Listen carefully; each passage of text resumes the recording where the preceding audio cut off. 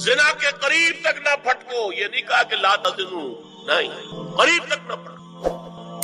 جیسے کہ یہ فیصلہ آباد کا ہمارا گول چکر ہے اور 8 بازار آ رہے ہیں، اب کوئی سرکاری پروگرام یہ ہے کہ اس گول چکر تک، چوک تک کوئی بھی جلوس نہ پہنچے، تو 8 بازاروں کو بند کرو گے نا۔ لہذا دور دور تک اللہ تعالیٰ نے وہ حدیں لگا دی ہیں کہ زنا کی ترغیب نہ ہو، زنا کے راستے جو ہے وہ مسدود ہو جائے۔ یہ اس دور کی انٹلیکچوئل خیانت، ڈس آنیسٹی کا سب سے بڑا معاملہ۔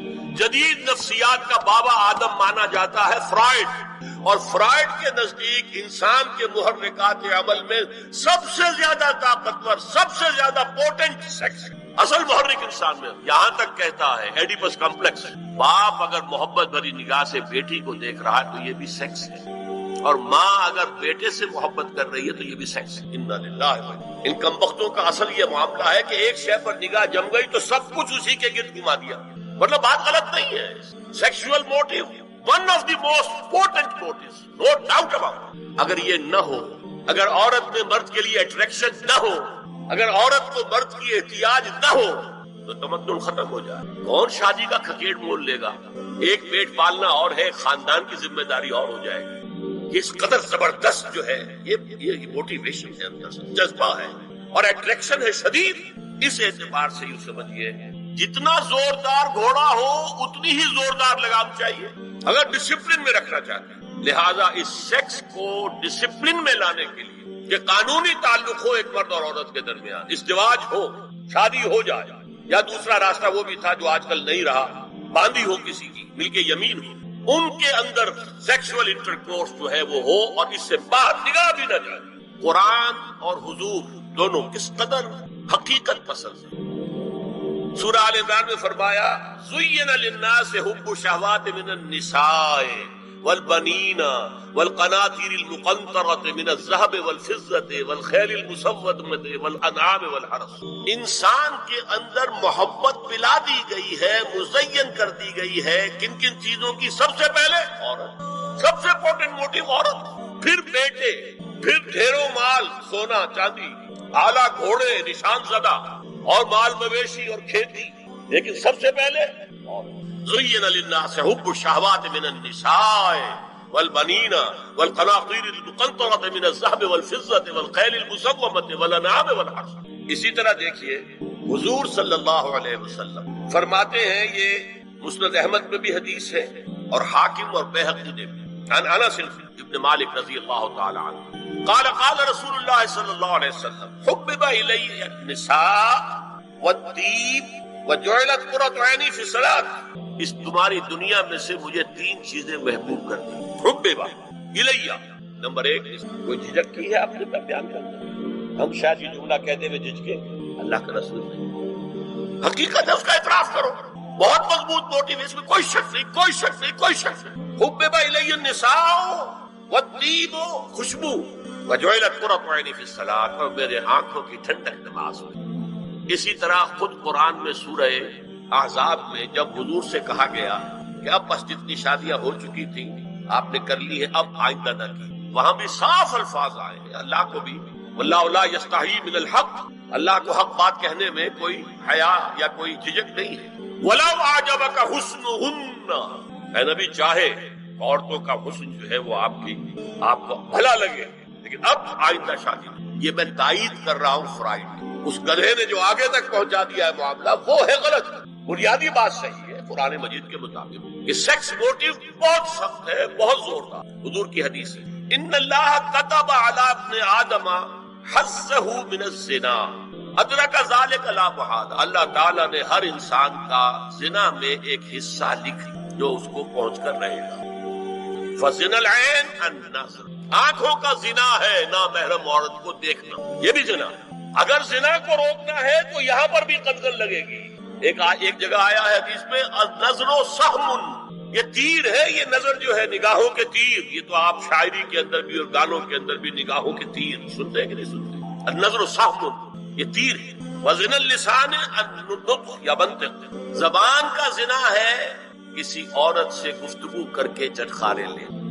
عورت کی آواز میں بھی ایک لوچ ہے، حسن ہے۔ اللہ تعالیٰ نے اسے سراپا ایسا بنایا کہ مرد کے لیے اس کی ہر شے کے اندر اٹریکشن، کی آواز میں اٹریکشن. والنفس تمنا وتشتہی، اور باقی رہ گیا نفس، وہ تمنا کرتا ہے کہ اب میں اس سے آگے بھی بڑھوں اور زنا بھی کر لوں. والفرد یصدق ذلک کلہ اور یکذب، لیکن یہ ہو بھی سکتا ہے نہیں بھی ہوتا، لیکن یہ زنا تو کر چکا نا. کان کا زنا اس نے کر لیا، آنکھ کا زنا اس نے کر لیا، زبان کا زنا اس نے. تو زنا کا روک تھام زنا کی جو ہمارے معاشرتی اہداف کے اندر بہت اہم ہے، بہت اہم ہے، بہت اہم. ورنہ معاشرت ٹوٹ کا شکار ہے. میاں بیوی میں اعتماد نہیں ہے، بے اعتمادی کی فضا میں اولاد جو پلے گی اس کی منفی نفسیات. اب زنا جو ہے اس کے لیے حضور نے جو کچھ فرمایا وہ سن لیجیے. عن ابن عباس قال ما رأيت شيئا اشبه باللمم مما قال ابو ہریرہ عن النبی صلی اللہ علیہ وسلم. حضور کی حدیث ہے، ان اللہ كتب على ابن آدم حظه من الزنا ادرک ذلك لا محالہ. اللہ تعالیٰ نے ہر انسان کا زنا میں ایک حصہ لکھ جو اس کو پہنچ کر رہے گا. فزنا العین النظر، آنکھوں کا زنا ہے نامحرم عورت کو دیکھنا، یہ بھی زنا ہے. اگر زنا کو روکنا ہے تو یہاں پر بھی قدغن لگے گی. ایک جگہ آیا ہے حدیث میں النظر سہم، یہ تیر ہے. یہ نظر جو ہے نگاہوں کے تیر، یہ تو آپ شاعری کے اندر بھی اور گانوں کے اندر بھی نگاہوں کے تیر سنتے ہیں کہ نہیں سنتے. النظر سہم، یہ تیر ہے. وزن اللسان النطق یا منطق، زبان کا زنا ہے کسی عورت سے گفتگو کر کے چٹخارے لے. عورت کی آواز میں بھی ایک لوچ ہے، حسن ہے. اللہ تعالیٰ نے اسے سراپا ایسا بنایا ہے کہ مرد کے لیے اس کی ہر شے کے اندر اٹریکشن، اس کی آواز میں اٹریکشن. والنفس تمنا وتشتہی، اور باقی رہ گیا نفس، وہ تمنا کرتا ہے کہ اب میں اس سے آگے بھی بڑھوں اور زنا بھی کر لوں. والفرد یصدق ذلک کلہ اور یکذب، لیکن یہ ہو بھی سکتا ہے نہیں بھی ہوتا، لیکن یہ زنا تو کر چکا نا. کان کا زنا اس نے کر لیا، آنکھ کا زنا اس نے کر لیا، زبان کا زنا اس نے. دیکھو زنا کی تعریف. ایک اور روایت ہے جو مسلم میں ہے، عن ابی ہریرہ كتب على ابن آدم نصيبه من الزنا مدرك ذلك لا محالة فالعينان زناهما النظر والأذنان زناهما الاستماع واللسان زناهما الكلام واليد زناها البطش والرجل زناها الخطأ والقلب يهوي وتمنى.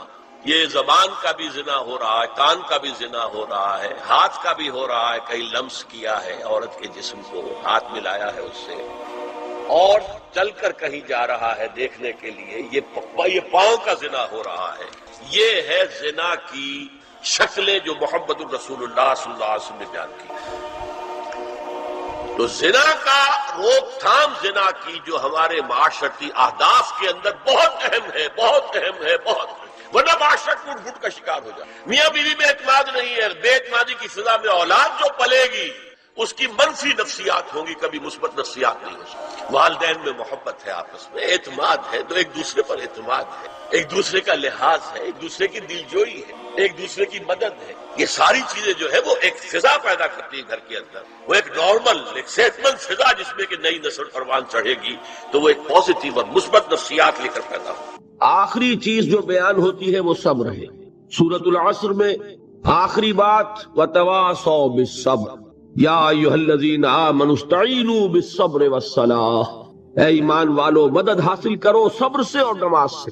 ان اللہ مع الصابرین، اللہ تعالیٰ صبر کرنے والوں کے ساتھ ہے. اور پھر آگے چل کر وبشر الصابرین الذین اذا اصابتهم مصیبۃ قالوا انا للہ وانا الیہ راجعون. اے نبی بشارت دیجئے، خوشخبری دیجئے ان صبر کرنے والوں کو کہ جن پر جب بھی کوئی تکلیف یا مصیبت نازل ہوتی ہے تو کہتے ہیں کہ ہم اللہ ہی کے ہیں اور اللہ ہی کی طرف ہمیں لوٹ جانا ہے. صبر کا مفہوم ہے اپنے آپ کو تھامنا، روکنا، برداشت کرنا، تحمل کرنا، اور جو بھی اپنا ایک طے شدہ مقصد ہے کسی بھی مخالفت سے بددل ہوئے بغیر، کسی بھی تکلیف یا مصیبت سے ہراساں ہوئے بغیر اس کی طرف پیش قدمی کیے چلے جانا. بڑی سخت سردی پڑ رہی ہے، فجر کا وقت ہے، گرم پانی کا اہتمام نہیں ہے، اب اس وقت فجر کی نماز کے لیے اٹھنا، ٹھنڈا پانی اگر ہے تو وضو تو کرنا ہوگا، اس ٹھنڈے پانی سے وضو کرنا، اس وقت لحاف سے نکلنا ہی بہت مشکل، ٹھنڈے پانی سے وضو کرنا اور مصیبت.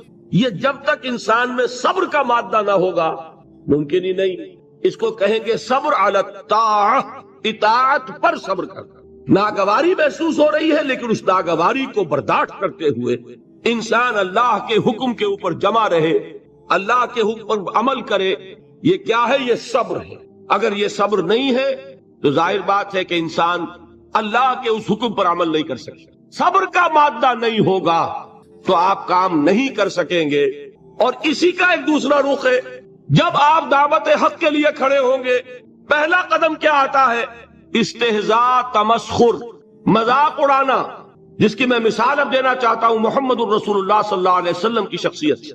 دیکھیے ہم کیا اور ہماری بساط کیا، ہم کیا مبلغ ہوں گے، کیا داعی ہوں گے، ہمارے اپنے دامن پر داغ ہوتے ہیں، لیکن یہ کہ محمد الرسول اللہ کے دامن پر کوئی داغ تھا؟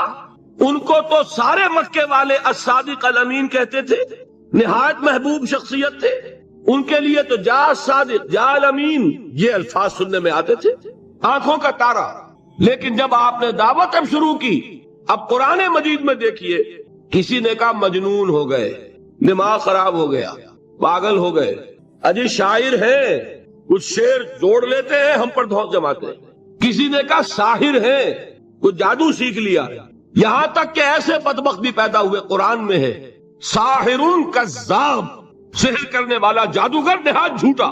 یہ الفاظ کہے جا رہے ہیں کس کی شان میں؟ محمد الرسول اللہ صلی اللہ علیہ وسلم۔ قرآن میں نقل کیا گیا، یا ایھا الذی نزل علیہ الذکر انک لمجنون۔ کبھی آپ نے اس کا ترجمہ سوچا؟ اے وہ شخص، دیکھیے تصور کیجئے، حضور جا رہے ہیں، تشریف لے جا رہے ہیں، کسی دعوت میں ہے، تبلیغ میں، یا ویسے ہی تشریف لے جا رہے ہیں، اور کوئی ایک جمگھٹا ہے لوگوں کا، ادھر سے فقرہ آتا ہے، تیر کی طرح لگتا ہے دل میں جا کر محمد کے صلی اللہ علیہ وسلم۔ اے وہ شخص جس کا یہ خیال ہے کہ اس پر کوئی ذکر نازل ہو رہا ہے، ہمارے خیال میں تو تمہارا دماغ خراب ہو گیا۔ یا ایھا الذی نزل علیہ الذکر انک لمجنون، کہا کہ نہیں کہا؟ اور یہ نہ سمجھیے کہ حضور صلی اللہ علیہ وسلم کے قلب مبارک کو تکلیف نہیں ہوتی۔ میں قرآن سے ثابت کروں گا، میں کہیں کوئی کہانیاں بیان نہیں کرنا چاہتا۔ قرآن نے کہا ہے وَلَقَدْ نَعْلَمُ أَنَّكَ يَضِيقُ صَدْرُكَ بِمَا يَقُولُونَ۔ اے نبی ہمیں خوب معلوم ہے صلی اللہ علیہ وسلم کہ جو کچھ یہ لوگ کہہ رہے ہیں اس سے آپ کا سینہ بھنجتا ہے، یہ جو گھٹن ہوتی ہے، صدمہ ہوتا ہے۔ أَنَّكَ يَضِيقُ صَدْرُكَ بِمَا يَقُولُونَ، ہمیں خوب معلوم ہے کہ جو کچھ یہ باتیں آپ کو سننی پڑ رہی ہیں، یہ کڑوی کسیلی باتیں، یہ جو فقرے چست ہو رہے ہیں، استہزاء ہو رہا ہے، تمسخر ہو رہا ہے۔ سورہ حجر میں ہے، ایک جگہ کھڑے ہوئے لوگ قرآن کا مذاق اڑا رہے ہیں، بھائی فلاں آیت تم لے جانا، فلاں آیت میری ہوگی، اس کے ٹکڑے کر رہے ہیں، اس کے ٹکڑے حصے بکھرے کر کے قیمہ بنا کر ان آیات کا تمسخر اڑا رہے ہیں۔ ایک جگہ قرآن مجیدی میں مذکور ہے کہ فرشتوں کا مذاق اڑ رہا ہے۔ بھائی یہ دیکھو، محمد نے کہا ہے صلی اللہ علیہ وسلم کہ جہنم پر تو کل 19 فرشتے ہیں، علیہا 19 قرآن میں آیت نازل ہوئی۔ ایک پہلوان کہتا بھائی 10 کو تو میں سنبھال لوں گا، باقی 9 کا تم انتظار کر لو۔ یہ باتیں آ رہی ہیں حضور کے کانوں میں۔ کلام الہی کے ساتھ کیا سلوک ہو رہا ہے، مجھ پر کیا فقرے چست کیے جا رہے ہیں، مجھ پر جس طریقے سے استہزاء اور تمسخر کا رویہ اختیار کیا گیا ہے، دل بھج رہا ہے، دل میں صدمہ ہے۔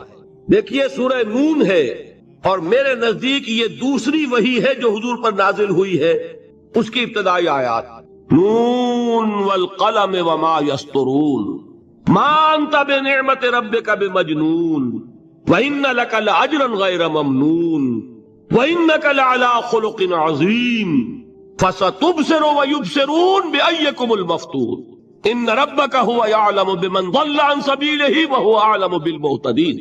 نون، قسم ہے قلم کی اور جو کچھ یہ لکھتے ہیں۔ اے نبی آپ اپنے رب کی نعمت سے مجنون نہیں ہیں۔ یہ کیوں کہا جا رہا ہے؟ حضور کو جو صدمہ پہنچا ہے وہی نازل ہوئی ہے دل جوئی کے لیے، تسلی کے لیے۔ آپ کیوں برا منا رہے ہیں؟ اے نبی آپ کیوں صدمہ اور رنج اور اندوہ محسوس کر رہے ہیں؟ ان بدبختوں کے کہنے سے کوئی آپ مجنون ہو جائیں گے؟ مانتا بنعمت ربک بمجنون وَإِنَّ لَكَ لَأَجْرًا غَيْرَ مَمْنُونَ۔ آپ کو جو یہ صبر کرنا پڑ رہا ہے، آپ کو جو یہ جھیلنا پڑ رہا ہے، اس کی وجہ سے آپ کو وہ اجر ملے گا جس کا سلسلہ کبھی منقطع نہیں ہوگا۔ وَإِنَّكَ لَعَلَىٰ خُلُقٍ عَظِيمٍ، اور اے نبی آپ تو خلق عظیم کے حامل ہیں۔ آپ کا اخلاق، آپ کا کردار، آپ کی سیرت، آپ کی شخصیت میں طہارت، نفاست، پاکیزگی، آج تک دنیا نے کوئی پاگل، کوئی مجنون ایسا بھی دیکھا؟ یہ ساری باتیں اللہ تعالیٰ حضور کی دلجوئی کے لیے فرما رہے ہیں۔ اس سے آپ اندازہ کیجئے کہ کتنا صدمہ ہوتا ہوگا۔ یہی ہے، اس ساری چیز کو جمع کیجئے تو یہ چیز کیا ہے؟ وَاصْبِرْ عَلَى مَا يَقُولُونَ وَاهْجُرْهُمْ هَجْرًا جَمِيلًا، صبر کرو اے نبی، صبر کرو اے محمد صلی اللہ علیہ وسلم، جھیلو اور برداشت کرو اس پر جو یہ کہہ رہے ہیں۔ یریدون لیطفئوا نور اللہ بافواہہم، یہ چاہتے ہیں کہ اللہ کے نور کو اپنے منہ سے بجھا دے، پھونکے مار کے ہی بس۔ نور خدا ہے کفر کی حرکت پہ خندہ زن، پھونکوں سے یہ چراغ بجھایا نہ جائے گا۔ یریدون لیطفئوا نور اللہ بافواہہم واللہ متم نورہ ولو کرہ الکافرون، یہ چاہتے ہیں کہ اپنے منہ کی پھونکوں سے اللہ کے نور کو بجھا دے، حالانکہ اللہ تعالیٰ تو اپنے نور کا اتمام فرما کر رہے گا، خواہ ان کافروں کو کتنا ہی ناگوار ہو۔ اس کی ترجمانی ہے نور خدا ہے کفر کی حرکت پہ خنددن، پھونکوں سے یہ چراغ بجھایا نہ جائے گا۔ یہی وجہ ہے، دیکھیے مکی صورتوں میں خود نبی اکرم صلی اللہ علیہ وسلم کو اتنے مختلف پیرایوں میں صبر کا حکم دیا گیا۔ کچھ مثالیں میں دے چکا ہوں، وَلِرَبِّكَ فَاصْبِرْ، اسی طریقے سے وَاصْبِرْ كَمَا صَبَرَ أُولُو الْعَزْمِ مِنَ الرُّسُلِ، اے نبی صبر کیجئے جیسے کہ صبر کیا ہمارے اولو العزم رسولوں نے۔ وَاصْبِرْ وَمَا صَبْرُكَ إِلَّا بِاللَّهِ، اے نبی صبر کیجئے اور آپ کا صبر تو اللہ ہی کے سہارے ہے۔ وَاصْبِرْ لِحُكْمِ رَبِّكَ، یہ سورہ نون جس کی ابتدائی آیات میں نے آپ کو سنائی، نون والقلم وما یسطرون ما انت بنعمت ربک بمجنون، اس کا اختتام کیا ہوتا ہے؟ وَاصْبِرْ لِحُكْمِ رَبِّكَ وَلَا تَكُنْ كَصَاحِبِ الْحُوتِ إِذْ نَادَىٰ وَهُوَ مَكْظُومٌ، اے نبی صبر کیجئے اپنے رب کے فیصلے کا، انتظار کیجئے اور اس مچھلی والے کے مانند نہ ہو جائیے۔ مچھلی والا کون؟ حضرت یونس علیہ الصلوۃ والسلام۔ مچھلی والے نے اپنے دینی حمیت اور غیرت جو تھی اس کی وجہ سے اللہ کے حکم کا انتظار نہیں کیا، اپنی قوم کو چھوڑ کر چل دی۔ نبی کا، رسول کا یہ معاملہ ہوتا ہے، جیسے کہ آپ کو معلوم ہے کوئی افسر ہے کسی حکومت کا، وہ اپنی پلیس آف ڈیوٹی کو نہیں چھوڑ سکتا، he must stick to his place of duty. بڑے افسرز کے لیے تو یہ بہت بہت اہم بات ہے۔ تو اے رسول، جہاں آپ کو ہم نے تعینات کیا ہے آپ وہاں سے ہل نہیں سکتے کہ ذرا مخالفت ہوئی، لوگوں نے فکرے چست کیے اور آپ کہیں اور چل دیے، دفعہ ہو یہ بات نہیں سننا چاہتے، میں کسی اور کو سناؤں گا، ہو سکتا ہے نا؟ ہم تو کرتے ہیں نا یہ، اس لیے کہ ہمیں تو اللہ نے کہیں تعینات تو نہیں کیا نا۔ اگر ایک جگہ کے لوگ بات نہیں سنتے، چلو بھائی ہم کہیں اور جائیں گے، وہاں بات سنائیں گے۔ لیکن رسول کا معاملہ ہوتا ہے جو اس کی پلیس آف اپوائنٹمنٹ ہے، he cannot leave his place without the express permission of Allah subhanahu wa ta'ala۔ آپ نے یہ سنا ہوگا، سیرت کی تقاریر میں پڑھا ہوگا کہ مدینے کی طرف ہجرت کی اجازت حضور نے تمام صحابہ کو دے دی، خود منتظر رہے جب تک کہ اللہ کی طرف سے اجازت نہیں آ گئی۔ حضرت ابو بکر پوچھتے رہتے تھے حضور اجازت آ گئی کہ نہیں؟ نہیں ابھی نہیں آئی۔ حضور اذن آ گیا؟ نہیں آیا، ابھی نہیں آیا۔ حبشہ کی طرف سب کو بھیج دیا، اجازت دے دی جو جانا چاہے چلا جائے۔ حضور کی صاحبزادی جو حضرت عثمان کے نکاح میں تھی وہ بھی ہجرت کر رہی، لیکن حضور تو نہیں گئے۔ رسول نہیں چھوڑ سکتا اپنی جگہ کو، یہاں تک کہ تمام تقریباً صحابہ چلے گئے، حضور رہ گئے، حضرت ابو بکر رہ گئے، حضرت علی رہ گئے، اور حضرت ابو بکر پوچھ رہے ہیں بار بار اجازت آئی یا نہیں؟ نہیں ابھی نہیں آئی۔ حضرت عائشہ نے واقعہ بیان کیا کہ ایک روز اچانک دوپہر کے وقت ہم نے دیکھا کہ حضور نے اپنے پورے جسم کو ڈھانپا ہوا ہے، چہرے کو بھی کپڑے میں ڈھانکا ہوا ہے اور تشریف لا رہے ہیں۔ یہ اس میں تعجب کی بات یہ کہ عرب میں آج بھی آپ کو معلوم ہے کہ یہ چیز جو ہے ان کی روایات کے خلاف ہے کہ دوپہر کے وقت کوئی کسی سے ملنے جائے، یہ وقت جو ہے قیلولے کا ہے، آرام کا ہے۔ تو اے ٹھیک دوپہر کے وقت تشریف لائے حضور، آپ نے آ کے حضرت ابو بکر سے فرمایا کہ اجازت آ گئی ہے۔ حضرت ابو بکر نے بہت خوش ہو کر ایک بات کہی، حضور میں نے 2 اونٹنیاں تیار کی ہوئی ہیں۔ یعنی اب آپ وہ تو سوچتے تھے نا شاباش ملے گی کہ میں نے تیاری کی ہوئی ہے، میں نے 2 اونٹنیوں کو خوب کھلا پلا کے فربا کیا ہوا ہے، بڑی توانا ہے تاکہ ہم تیزی کے ساتھ سفر کر سکیں۔ حضور نے توقف کیا، فرمایا ہاں ٹھیک ہے، 1 اونٹنی میں استعمال کروں گا لیکن میں اس کی قیمت ادا کروں گا۔ حضرت ابو بکر کی آنکھوں میں آنسو آ گیا، روتے ہوئے کہا حضور مجھ سے یہ مغایرت، کیا یہ جان اور مال کسی اور کے لیے ہے؟ آپ مجھ سے بھی کہہ رہے ہیں میری اونٹنی جو ہے وہ بھی بلا معاوضہ آپ قبول نہیں فرما رہے۔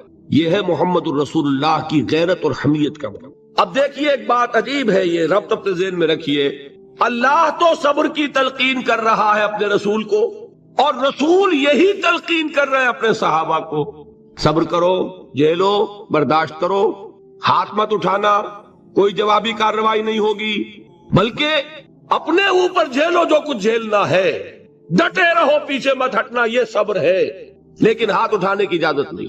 چنانچہ اب ذرا چشم تصور سے دیکھیے، ابو جہل اس نے جو بدترین روش اختیار کی، وہ ایک خاندان تھا، حضرت یاسر، ان کی اہلیہ حضرت سمیہ، اور ان کے فرزند حضرت عمار رضی اللہ تعالی عنہم۔ یہ غلام نہیں تھے، حضرت سمیہ تو کنیز تھیں، لیکن یاسر غلام نہیں تھے۔ ان کی کہانی یہ ہے، واقعہ یہ ہے کہ یہ بہت نیک آدمی تھے یاسر، یمن کے باشندے۔ انہیں کو خواب میں بشارت ہوئی کہ نبی کا ظہور ہونے والا ہے مکے میں، جاؤ شاید ان کے قدموں تک پہنچ جاؤ۔ یہ یمن سے ترک وطن کر کے مکے آ گئے۔ ابو جہل کا ایک چچا تھا، بہت شریف النفس انسان، اس کے ساتھ معاہدہ کیا حلیف بن کر، اور وہ مکے میں رہنے لگے۔ اس لیے کہ یہ نوٹ کر لیجئے، مکہ اس وقت ایک قبیلے کا شہر تھا، صرف قریش۔ یا قرشی رہ سکتا تھا وہاں، یا قرشی کا حلیف، کہ اگر تو کسی قرشی نے آپ کو امان دی ہوئی ہے تو آپ رہ سکتے ہیں مکے میں، ورنہ نہیں۔ یا تیسرے قرشی کا غلام، غلام تو ملکیت ہی ہے اس کی، جیسے بھیڑ بکری ہے کسی قرشی کی، اسی طرح اس کے غلام ہے۔ یہ تین کیٹیگریز تھی انسانوں کی مکے میں۔ اسی کو نوٹ کیجئے کہ جو بیچارے غلام تھے وہ سب سے زیادہ ستائے گئے، اس لیے کہ غلاموں کے تو حقوق ہی کوئی نہیں تھے۔ بلال غلام تھے، ابو فقی غلام تھے، زنیرہ ایک کنیز تھی۔ ان کو جو ماریں پڑی ہیں اس کا آپ کو معلوم ہے۔ حضرت بلال کے ساتھ جو کچھ امیہ ابن خلف نے کیا، کہ جس طریقے سے کہ حیوانوں کی لاشیں جو ہے کھینچ کر گھسیٹ کر لے جائی جاتی ہیں، ان کی گردن میں رسی ڈال کر گھسیٹتے، اسی طریقے سے حضرت بلال کے گردن میں رسی ڈال کر ٹھیک دوپہر کے وقت مکے کی سنگلاخ گلیوں کے اندر گھسیٹا جاتا۔ نیچے زمین جل رہی ہے توے کی طرح، اور ویسا بھی ہوتا تھا کہ چت لٹا دیا، اوپر سے وہ آگ مکے کا کہ سورج جو ہے ذرا نوٹ کیجئے، آگ برسا رہا، نیچے زمین توے کی طرح جل رہی ہے، اور ایک بھاری سل بھی لا کر جو ہے سر پر رکھ دی، چھاتی پر رکھ دی گئی ہے کہ آواز نہیں نکل رہی، جھاگ نکل رہے منہ سے، لیکن اس حال میں بھی احد احد احد، ایک ایک اللہ، قل هو اللہ احد، الفاظ نکل رہے۔ یہ ہے وہ صبر، صبر علی الابتلاء، صبر علی الایذاء۔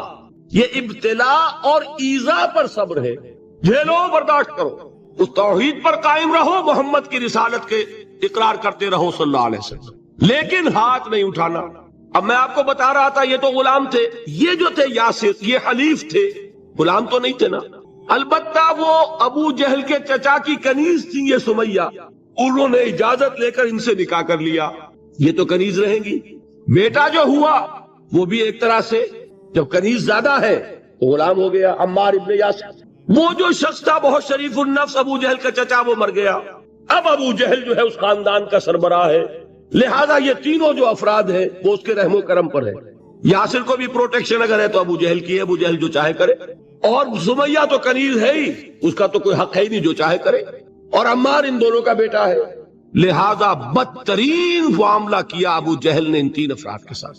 حضرت سمیہ کے ساتھ جو کچھ کیا گیا ہے آپ اس کا تصور نہیں کر سکتے۔ بالآخر جو شہید کیا ہے حضرت سمیہ کو، ایذائیں دے دے کے، سسکا سسکا کے، ان کے جسم کے نازک حصوں کو جلا کے، داغ دے کر، کہتا کیا تھا، ایک دفعہ کہہ دو کہ میرا جو یہ بت ہے یہ بھی الہ ہے، مان لو میں چھوڑ دوں گا۔ تنگ آ گیا، کسی طریقے سے ایک دفعہ کہہ دو پھر میں چھوڑ دوں گا۔ لیکن یہ میاں بیوی حضرت یاسر اور حضرت سمیہ رضی اللہ تعالی عنہما، یہ ہے ثبات، یہ ہے صبر، یہ ہے استقلال، ایک مرتبہ بھی کہنے کے لیے تیار نہیں، جو چاہو کر لو، اب ہم تو اس سے پیچھے نہیں ہٹے۔ تنگ آ کر اس نے حضرت سمیہ کی تو شرمگاہ میں برچھا مارا اور شہید کیا۔ حضرت یاسر کے بارے میں ایک روایت یہ ہے، ستا ستا کے، تنگ کر کر کے، آخر کار جو ختم کیا، انہیں شہید کیا کس طرح، 4 سانڈ اونٹ جوان، ان سے رسے باندھے، ایک رسے سے ایک بازو باندھا، دوسرے سے دوسرا بازو باندھا، تیسرے سے ایک ٹانگ باندھی، چوتھے سے دوسری ٹانگ باندھی، اور چاروں کو دوڑایا ہے کہ جسم کے پرخچے اٹھے۔ اس وقت سامنے سے حضور گزرتے تھے جبکہ آل یاسر کے ساتھ یہ معاملہ ہو رہا ہے، کیا فرماتے تھے، اسمروا یا آل یاسر فإن موعدکم الجنہ، اے یاسر کے گھر والوں صبر کرو، جھیلو، اس لیے کہ تمہارے وعدے کی جگہ جنت ہے۔ اللہ تعالیٰ ادھر آنکھ بند ہوگی ادھر جنت میں تمہارا داخلہ ہو جائے گا. یہ ہے تواصوا بالصبر والعصر ان الانسان لفی خسر. یہ تواصوا بالصبر پر کون عمل کر رہا ہے؟ محمد الرسول اللہ صلی اللہ علیہ وسلم. دے تو بھی محمد کی صداقت کی گواہی. یہ صداقت کی گواہی دیتے ہوئے انہوں نے اپنی جانیں دے دی. 4 سے لے کر 12 تک 8 برس اس کو کہتے ہیں پرسیکیوشن، فزیکل پرسیکیوشن، تشدد، مار پیٹ، جلانا، دہتے ہوئے انگاروں پر لٹانا، آکے رکھنا، بھوکے رکھنا. ان کو ڈال دی گئی زنجیریں، گھروں میں بند کر دیا گیا نوجوانوں کو. حضرت عثمان کو چچا نے ان کے ایک چٹائی کے اندر لپیٹا اور دھونی دے دی. دم گھٹ رہا ہے، جان نکل رہی. حضرت مصعب بن عمیر رضی اللہ تعالی عنہ، وہ نوجوان 200 درہم کا جوڑا ان کا سل کر آتا تھا شام سے تیار ہو کر، لباس معطر ہوتا تھا، جدھر سے نکل گیا پوری گلی جو ہے وہ معطر ہو گئی، انگلیاں اٹھ رہی ہیں، وہ جا رہا ہے مصعب، یہ خوشبو اس کی ہے. اس مصعب کے ساتھ کیا سلوک کیا؟ باپ تو مر چکا تھا، ماں نے پالا تھا، دولت بہت چھوڑ کر گیا تھا باپ، لہذا ماں نے بڑے ناز و نام میں پالا، بڑے لاڈ پیار میں. 200 درہم کا جوڑا تیار ہو رہا ہے. لیکن یہ کہ آپ کو معلوم ہے عرب کے اس معاشرے میں عورت کی کوئی حیثیت نہیں تھی، ماں کا اختیار نہیں تھا. چچا تھا آپ سربراہ خاندان کا. چچا نے کہا مصعب اگر تم نے اپنے باپ کا دین چھوڑ دیا ہے تو باپ کی دولت پر بھی تمہارا کوئی حق نہیں ہے، نکل جاؤ گھر سے. اس نے یہ سوچا تھا کہ مصعب کے ہوش ٹھکانے آ جائیں گے، دن میں تارے نظر آ جائیں گے، ناز و نام میں پلا ہوا، گھر سے نکل کے جائے گا کہاں؟ یہ سارا نشہ جو ہے توحید کا یہ ہرن ہو جائے گا. حضرت مصعب کا جواب بالکل برعکس تھا. اچھا ٹھیک ہے چچا جان، میں گھر چھوڑتا ہوں.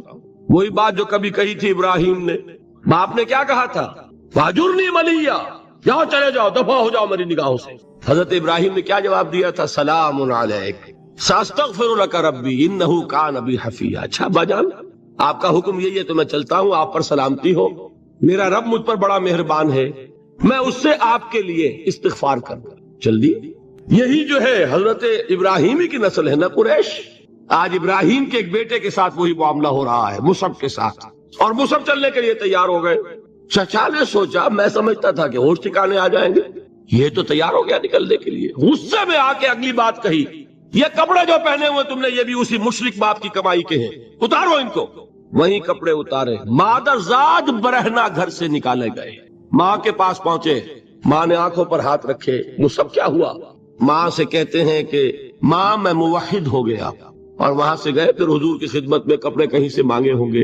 یہ مصعب ہیں 200 درہم کا جوڑا پہننے والے. جب حضور پر مدینے کے 12 افراد ایمان لائے تھے، بیعت عقبہ اولا ہوئی، انہوں نے کہا کہ حضور ہمیں کوئی شخص اپنا ایسا شاگرد دیجئے جو ہمیں قرآن پڑھا سکے. حضور نے حکم دیا مصعب جاؤ، اب مدینے جاؤ، یثرب جاؤ، یثرب والوں کو قرآن پڑھاؤ، انہیں تبلیغ کرو. مصعب گئے ہیں وہاں، 1 سال کی کمائی 75 افراد لا کر حضور کے جھولی میں اگلے سال ڈال دیے کہ حضور یہ میری 1 سال کی کمائی ہے. 72 مرد 3 عورتیں. بہرحال وہ مصعب بن عمیر ہیں جو غزوہ احد میں شہید ہوئے، اور جب شہید ہوئے تو ان کے جسم پر صرف ایک چادر تھی. یہی چیزیں ہیں اصل میں کہ جو ہمارے دلوں کو منور کرنے والی ہیں نور ایمان سے. وہ علم بردار تھے غزوہ احد میں، جھنڈا مسلمانوں کا ان کے پاس تھا.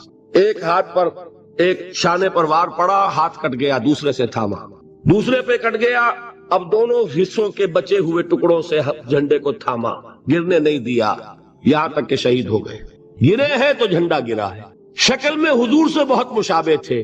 خبر اڑ گئی کہ محمد شہید ہو گئے صلی اللہ علیہ وسلم. یہ مصعب بن عمیر کا واقعہ ہے. جب ان کو اب دفن کرنے کا وقت آیا، اور شہید کے لیے کفن جو ہے اس کا وہی لباس ہوتا ہے جو شہادت کے وقت ہو. حضور کے سامنے ایک پرابلم پیش کیا گیا. حضور مصعب کے جسم پر تو ایک چادر تھی، اور وہ چادر بھی اتنی چھوٹی ہے، یعنی 2 گز کی چادر بھی نہیں ہے. اس سے اگر سر ڈھانپتے ہیں مصعب کا تو پیر کھل جاتے ہیں، پیر ڈھانپتے ہیں تو سر کھلتا ہے. کیا کریں؟ حضور نے فرمایا سر ڈھانپ دو چادر سے اور پیروں پر گھاس ڈال دو. یہ آخری لباس ہے جو محمد کے اس دیوانے کو اس دنیا سے رخصت ہوتے ہوئے ملا ہے، جس کا 200 درہم کا جوڑا چلتا تھا. یہ ہے صبر. برداشت کیا کہ نہیں کیا؟ یہ خباب بن الارت پیشے کے لحاظ سے لوہار تھے. سوچئے ایک زندہ انسان کو دہتے ہوئے انگاروں پر لٹایا جا رہا ہے. ان انگاروں سے کھال جلی، کمر کی چربی پگھلی، اس پگھلنے والی چربی سے وہ انگارے ٹھنڈے پڑے. یہ سب کچھ جھیل رہا ایک شخص. سوچنے والوں نے سوچا نہیں ہوگا کیا جرم تھا اس کا. بڑا شریف آدمی ہے, بہت اچھا کاریگر ہے, وقت پر کام دیتا ہے, مناسب اجرت لیتا ہے, یہ کیا ہوا؟ یہ کوئی جرم نہیں, جرم صرف ایک ہے, ایک اللہ کو مانتا ہے اور محمد کے دامن سے وابستہ ہے. فاستعینوا بالصبر والصلاۃ, مدد حاصل کرو کس سے؟ صبر سے اور نماز. ان اللہ مع الصابرین, جان لو کہ اللہ تعالیٰ صبر کرنے والوں کے ساتھ. ولا تقولوا لمن يقتل في سبيل الله اموات, اور ہرگز نہ کہو اسے جو اللہ کی راہ میں قتل ہو جائے کہ وہ مردہ ہے. بل احیاء ولکن لا تشعرون, نہیں وہ زندہ ہے لیکن تمہیں ان کا شعور نہیں ہے. اور سنیے اب یہ آیت اہم ترین ہے صبر کے موضوع پر. وَلَنَبْلُوَنَّكُمْ بِشَيْءٍ مِّنَ الْخَوْفِ وَالْجُوعِ وَنَقْصٍ مِّنَ الْأَمْوَالِ وَالْأَنفُسِ وَالثَّمَرَاتِ وَبَشِّرِ الصَّابِرِينَ, اور دیکھو ہم تمہیں آزمائیں گے. وَلَنَبْلُوَنَّكُمْ, ہم لازماً آزمائیں گے تمہیں. بِشَيْءٍ مِّنَ الْخَوْفِ, خوف کی کیفیت طاری کر کے, والجوع, بھوک, فقر اور فاقہ, ونقص من الاموال, مالی نقصان, والانفس, جانی نقصان, والثمرات, اور ثمرات, پھلوں اور میووں کا نقصان. میرے نزدیک یہاں پر ثمرات کا مفہوم ایک اور بھی ہے. ایک تو صاف تھا کھجور کی فصل تیار ہے, غزوہ تبوک جانے کا حکم مل گیا, کون اتارے گا؟ اور کھجور وقت پر اتری نہیں, برباد ہو جائے گا. یہ ہو رہا ہے نا میووں کا نقصان. اور میرے نزدیک یہاں یہ بھی ہے, بسا اوقات بہت سی محنتوں کا نتیجہ انسان دیکھتا ہے کہ ضائع چلا گیا. میں نے 10 سال محنت کی, حاصل کوئی نہیں نکلا. یہ ثمرات کیا ہیں؟ محنتیں, محنتوں کے ثمرات کا ضیاع. کوشش آپ نے کی, قسمت کی خوبی دیکھیے, ٹوٹی کہاں کمن, 2-4 ہاتھ جب کے لبے بام رہ گئے. بی پریپیئرڈ, ایک شاعر کے یہ اشعار ہیں, یہ فصل امیدوں کی ہمدم, اس بار بھی غارت جائے گی, سب محنت صبحوں شاموں کی اب کے بھی اکارت جائے گی. میرے نبی کے ثمرات کا جو لفظ یہاں آیا ہے, وَنَقْصٍ مِّنَ الْأَمْوَالِ وَالْأَنفُسِ وَالثَّمَرَاتِ, سب محنت صبحوں شاموں کی اب کے بھی اکارت جائے گی. دھرتی کے کونوں کھدروں میں پھر اپنے لہو کی کھاد بھرو, پھر مٹی سینچو اشکوں سے, پھر اگلی رت کی فکر کرو, پھر اگلی رت کی فکر کرو, جب پھر ایک بار اجڑنا ہے. ایک فصل پکی تو بھر پایا, تب تک تو یہی کچھ کرنا ہے. ایک مقصد ہے سامنے, انقلاب برپا کرنا ہے. ایک کوشش ناکام ہو جائے کوئی پرواہ نہیں, نیکسٹ, پھر تیار رہو ناکامی کے لیے. ایسا نہ ہو جو انگریزی میں کہتے ہیں hope for the best but be prepared for the worst. ایسا نہ ہو کہ دوسری مرتبہ ناکام ہو کے بددل ہو جاؤ, تمہاری ہمتیں جواب دے جائیں. نہیں, پہلے سے تیار رہو کہ دوسری مرتبہ بھی ناکامی آئے تو آئے, لیکن جب تک کہ کامیابی حاصل نہیں ہوتی ہمیں یہ کام کیے چلے جائیں. دیکھیے سیرت میں آیا کہ نہیں یہ واقعہ. بدر میں مسلمانوں کو فتح ہوئی تو احد میں زک پہنچی کہ نہیں؟ 70 صحابہ شہید ہوئے کہ نہیں؟ اگر ان کی ہمتیں جواب دے جاتی تو گاڑی کیسے چلتی آگے؟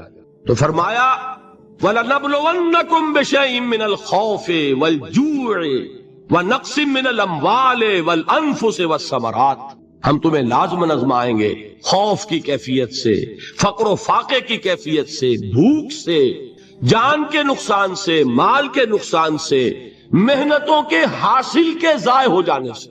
وَبَشِّرِ الصَّابِرِينَ, اور اے نبی بشارت دیجئے صبر کرنے والوں. الَّذِينَ إِذَا أَصَابَتْهُمْ مُصِيبَةٌ, وہ کہ جب ان پر کوئی تکلیف آئے, کوئی مصیبت آئے, کوئی آزمائش آئے, قَالُوا إِنَّا لِلَّهِ وَإِنَّا إِلَيْهِ رَاجِعُونَ, وہ یہ کہیں کہ ہم اللہ ہی کی طرف لوٹ جانا ہے. یہ وہی انداز ہے جو میں نے فارسی کا شعر سنایا تھا آپ کو کہ سرے تسلیم خم ہے جو مزاج یار میں آیا. وہ ہمارا مولا ہے, ہمارا آقا ہے, اگر اسے یہی منظور ہے تو ہمیں بھی یہی منظور. میں نے تسلیم و رضا کی بات کی تھی نا, آپ کو کچھ شعر سنائے تھے. ایک شعر اور سنیے, اور یہ کس کا ہے؟ محمد علی جوہر کا.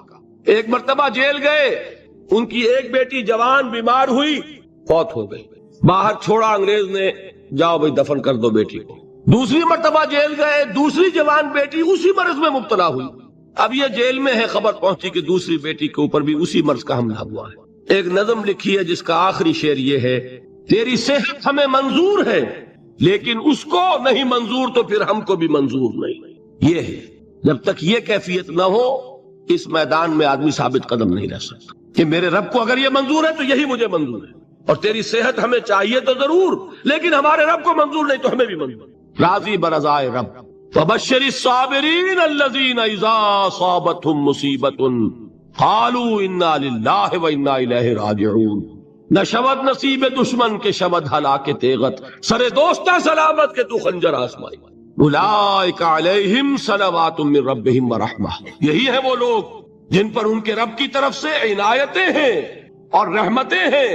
وَأُولَٰئِكَ هُمُ الْمُهْتَدُونَ، اور یہی ہے وہ لوگ جو کامیاب ہونے والے ہیں، ہدایت پانے والے، ہدایت یافتہ۔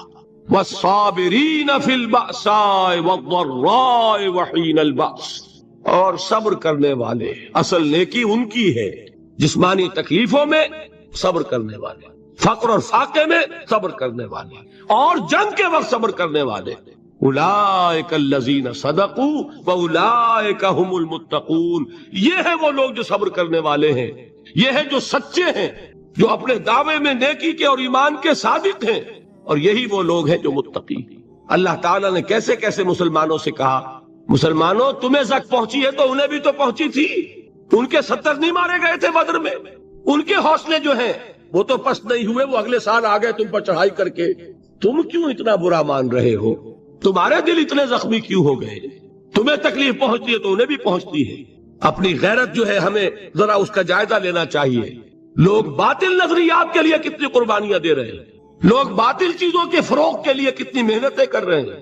جیسا کہ میں نے ابھی کہا تھا، اسی غیرت کو چیلنج کرنے کے لیے، ذرا آپ کی حمیت دینی کو جوش دلانے کے لیے، قادیانی نوجوان کتنی تعداد میں اپنے آپ کو دین کے لیے وقف کرتا ہے، اور آپ کتنے نوجوان ہیں جو اپنے آپ کو دین کے لیے وقف کرتے ہیں۔ وہ کھاتے پیتے گھرانوں کے لوگ، یہ نہیں ہے کہ اگر کوئی اور کام نہیں کر سکتا تو پھر یہ ہے کہ وہ دین کے کام میں لگ جائے۔ باصلاحیت لوگ، کھاتے پیتے لوگ، ذہنی استعداد رکھنے والے لوگ، اونچے گھرانوں کے لوگ، وہ وقف کریں اپنے آپ کو دین کے لیے۔ اس کے بغیر کیسے باہر آ جائے گی، کیسے رونق آ جائے گی؟ تو دنیا میں باطل نظریات والے جو ہیں، یہ بات کہی گئی ہے، مسلمانوں تم اگر توحید کے لیے لڑ رہے ہو، دیکھتے نہیں ابو جہل کو، اس نے گردن کٹوائی ہے شرک کے لیے، شرک کے لیے گردن کٹوائے، اور تم توحید کے لیے گردن کٹوانے کو تیار نہ ہو۔ اس نے گردن کٹوائی کہ نہیں کٹوائی؟ اور کس طرح کٹوائی ہے؟ کیونکہ بڑا متکبر قسم کا، فرعون قسم کا شخص تھا، جب گردن کاٹنے لگے تو کہتا ہے ذرا نیچے سے کاٹنا، تاکہ جب تم نیزے کے اوپر چڑھاؤ میرے سر کو تو اونچا نظر آئے، معلوم ہو سردار کا سر۔ وہ بدبخت مرتے ہوئے بھی جو اس کی کیفیت تھی نا، اس کو ذہن میں رکھیے۔ تو یہ اس لوگوں نے قربانیاں دی، جانیں دی، تو فرمایا اگر تم ان سے زیادہ قربانی نہیں دو گے، جو نوٹ کر لیجئے اس کو، مجرد اگر حق کو غالب کرنا اللہ کے ذمے ہو تو آنے واحد میں غالب کر دے گا، تمہیں تکلیف ہی دینے کی ضرورت نہیں۔ سمجھ رہے؟ کیا اللہ کے مقابلے میں کوئی باطل کی طاقت ٹھہر سکتی ہے؟ یہ تمہارے ایمان کا امتحان ہے، یہ تمہارے خلوص کی آزمائش ہے، یہ تمہارے امتحان کا ثبوت درکار ہے کہ اللہ تعالیٰ دیکھنا چاہتا ہے تم اس کے لیے اپنی جانیں قربان کرنے کو تیار ہو کہ نہیں، تم اس کے لیے تن من دھن لگانے کو تیار ہو کہ نہیں۔ اور یہ جان لو کہ اگر کفار اور مشرکین اور ملحدین اور باطل نظریات والے وہ جو کچھ قربانیاں اپنے باطل نظریات کے لیے دے رہے ہیں، ان سے زیادہ اگر تم نہیں دو گے تو حق غالب نہیں ہوگا۔ انہوں نے جو صبر کیا ہے اپنے باطل نظریات پر، اگر تم اس سے زیادہ صبر کا ثبوت نہیں دو گے اپنے اس حق پر تو حق غالب نہیں ہوگا۔ اس لیے فرمایا یا ایھا الذین آمنوا اصبروا وصابروا، نہ صرف یہ کہ صبر کرو بلکہ صبر میں اپنے دشمنوں سے آگے نکلو، ان کے صبر سے بڑھ کر صبر کرو۔ ورابطوا، مرابطہ کہتے ہیں چوکس رہنا، ہوشیار، پہرا دو، ایسا نہ ہو کہ دشمن جو ہے غفلت میں تمہارے اوپر کوئی حملہ جو ہے کر بیٹھے۔ واتقوا اللہ، اور اللہ کا تقوی اختیار کرو، لعلکم تفلحون، تاکہ تم فلاح پاؤ۔ یہ ہے حضرات تواصوا بالصبر۔ میں نے عرض کیا تھا ہر جگہ پر آپ کو چوٹی کی بات صبر ملے گا۔ آیت الکرسی، آیت البر جو میں نے آپ کو سنائی آخر میں، والصابرین فی الباساء والضراء وحین الباس، حامیم السجدہ، وما يلقاها الا الذین صبروا وما يلقاها الا ذو حظ عظیم۔ اس کے بغیر تو نہیں۔ اب یہ ہے بہت پیاری آیت ہماری خواتین کے لیے قابل غور۔ نیک بیویاں تو وہ ہیں جو تابع دار ہوں، اطاعت کیش ہوں، مردوں کا کہنا مانے، ان کی اطاعت کریں۔ حافظات للغیب، اور غیب میں ان کے لیے محافظ بنے، ان کے مال کا کی بھی حفاظت کرے. یہ نہیں خیانت کر کے شوہر تو گیا ہوا جو چاہو اس کے بال میں سے جس کو میں جو چاہوں دے دوں، نہیں، یہ اس کا مال جو ہے وہ اسی کا ہے، اس کی خیانت نہیں کرے گی، وہ امانت کے ساتھ حفاظت کرے گی. اور اس کے علاوہ اپنے نفس کی حفاظت کرے گی، اس لیے کہ وہ بھی اب شوہر کی امانت ہے. اب اس کا جو بھی جنسی معاملہ ہے وہ اس کے اپنے اختیار میں نہیں رہا. اس کو مل کے بزا کہتے ہیں ہماری فقہ کے اندر، کہ در حقیقت اس کا اختیار کامل اب شوہر کے ہاتھ میں آ چکا ہے.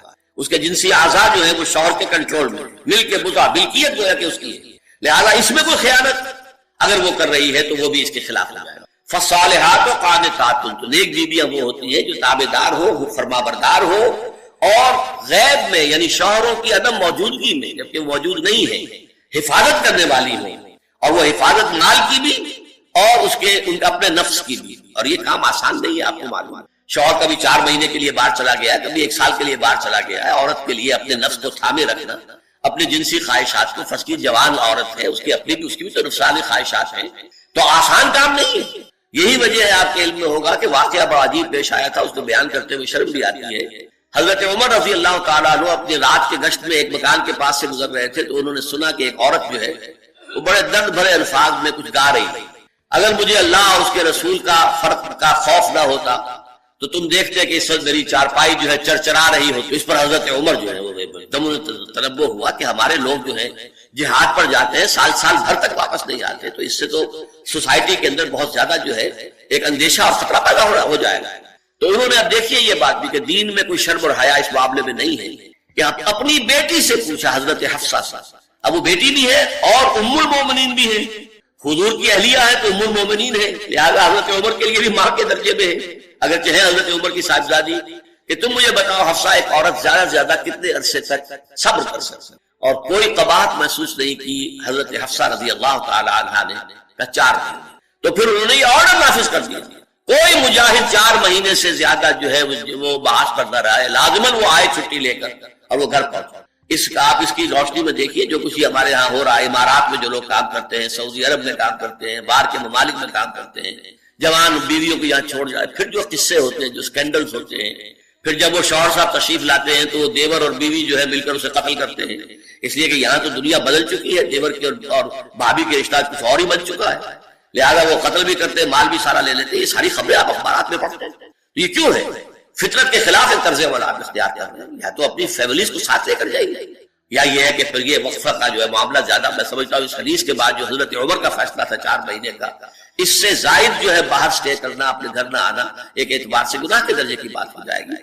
علیکم بسنتی و سنت الخلفاء الراشدین المہدیین، تمہارے ذمے ہے میری سنت بھی اور خلفاء راشدین جو ہے میری سنت. اب یہ ہے بہت پیاری آیت ہماری خواتین کے لیے قابل غور. نیک بیویاں تو وہ ہیں جو تابع دار ہو، اطاعت کیش ہو، مردوں کا کہنا مانے، ان کی اطاعت کرو. حافظات للغیب، اور غیب میں ان کے لیے محافظ بنے، ان کے مال کا کی بھی حفاظت کرے. یہ نہیں خیانت کر کے شوہر تو گیا ہوا جو چاہو اس کے بال میں سے جس کو میں جو چاہوں دے دوں، نہیں، یہ اس کا مال جو ہے وہ اسی کا ہے، اس کی خیانت نہیں کرے گی، وہ امانت کے ساتھ حفاظت کرے گی. اور اس کے علاوہ اپنے نفس کی حفاظت کرے گی، اس لیے کہ وہ بھی اب شوہر کی امانت ہے. اب اس کا جو بھی جنسی معاملہ ہے وہ اس کے اپنے اختیار میں نہیں رہا. اس کو مل کے بزا کہتے ہیں ہماری فقہ کے اندر، کہ در حقیقت اس کا اختیار کامل اب شوہر کے ہاتھ میں آ چکا ہے. اس کے جنسی اعضاء جو ہے وہ شوہر کے کنٹرول میں، مل کے بزا، ملکیت گویا کہ اس کی ہے. لہذا اس میں کوئی خیانت اگر وہ کر رہی ہے تو وہ بھی اس کے خلاف ہو جائے. فالصالحات قانتات، تو نیک بیویاں وہ ہوتی ہیں جو تابعدار ہو، فرما بردار ہو، اور غیب میں یعنی شوہروں کی عدم موجودگی میں جبکہ موجود نہیں ہے حفاظت کرنے والی ہو، اور وہ حفاظت مال کی بھی اور اس کے ان کا اپنے نفس کی بھی. اور یہ کام آسان نہیں ہے، آپ کو معلوم ہے. شوہر کبھی 4 مہینے کے لیے باہر چلا گیا ہے، کبھی 1 سال کے لیے باہر چلا گیا ہے. عورت کے لیے اپنے نفس کو تھامے رکھنا، اپنی جنسی خواہشات کو، فرض کی جوان عورت ہے، اس کی اپنی بھی، اس کی بھی تو نفسانی خواہشات ہیں، تو آسان کام نہیں ہے. یہی وجہ ہے آپ کے علم میں ہوگا کہ واقعہ بڑا عجیب پیش آیا تھا، اس کو بیان کرتے ہوئے شرم بھی آتی ہے. حضرت عمر رضی اللہ تعالیٰ عنہ اپنی رات کے گشت میں ایک مکان کے پاس سے گزر رہے تھے، تو انہوں نے سنا کہ ایک عورت جو ہے وہ بڑے درد بھرے الفاظ میں کچھ گا رہی ہے. اگر مجھے اللہ اور اس کے رسول کا فرق کا خوف نہ ہوتا تو تم دیکھتے کہ اس وقت میری چارپائی جو ہے چرچرا رہی ہو، تو اس پر حضرت عمر جو ہے وہ ایک دم تنبہ ہوا کہ ہمارے لوگ جو ہے جہاد پر جاتے ہیں، سال بھر تک واپس نہیں آتے، تو اس سے تو سوسائٹی کے اندر بہت زیادہ جو ہے ایک اندیشہ اور خطرہ پیدا ہو جائے گا۔ تو انہوں نے اب دیکھیے یہ بات بھی کہ دین میں کوئی شرم اور حیا اس معاملے میں نہیں ہے کہ آپ اپنی بیٹی سے پوچھا، حضرت حفصہ سے، اب وہ بیٹی بھی ہے اور ام المومنین بھی ہے، حضور کی اہلیہ ہے تو ام المومنین ہے، لہذا حضرت عمر کے لیے بھی ماں کے درجے میں ہے، اگرچہ ہے حضرت عمر کی صاحبزادی، کہ تم مجھے بتاؤ حفصہ ایک عورت زیادہ سے زیادہ کتنے عرصے تک صبر کر سکتی؟ اور کوئی قباحت محسوس نہیں کی حضرت حفصہ رضی اللہ تعالی عنہا نے، کہا 4 مہینے۔ تو پھر انہوں نے یہ آرڈر نافذ کر دیا، کوئی مجاہد 4 مہینے سے زیادہ جو ہے وہ بحث پر نہ رہا ہے، لازماً وہ آئے چھٹی لے کر اور وہ گھر پہنچا۔ آپ اس کی روشنی میں دیکھیے جو کچھ ہمارے ہاں ہو رہا ہے، امارات میں جو لوگ کام کرتے ہیں، سعودی عرب میں کام کرتے ہیں، باہر کے ممالک میں کام کرتے ہیں، جوان بیویوں کو یہاں چھوڑ جائے، پھر جو قصے ہوتے ہیں، جو سکینڈلز ہوتے ہیں، پھر جب وہ شوہر صاحب تشریف لاتے ہیں تو وہ دیور اور بیوی جو ہے مل کر اسے قتل کرتے ہیں، اس لیے کہ یہاں تو دنیا بدل چکی ہے، دیور کی اور بھابھی کے رشتہ کچھ اور ہی بن چکا ہے، لہذا وہ قتل بھی کرتے ہیں، مال بھی سارا لے لیتے ہیں۔ یہ ساری خبریں آپ اخبارات میں پڑھتے ہیں، تو یہ کیوں ہے؟ فطرت کے خلاف ایک طرز عمل آپ اختیار کر رہے ہیں، یا تو اپنی فیملیز کو ساتھ لے کر جائیے، یا یہ ہے کہ پھر یہ وقفہ کا جو ہے معاملہ زیادہ، میں سمجھتا ہوں اس حدیث کے بعد جو حضرت عمر کا فیصلہ تھا 4 مہینے کا، اس سے زائد جو ہے باہر سٹے کرنا، اپنے گھر نہ آنا، ایک اعتبار سے گناہ کے درجے کی بات ہو جائے گی۔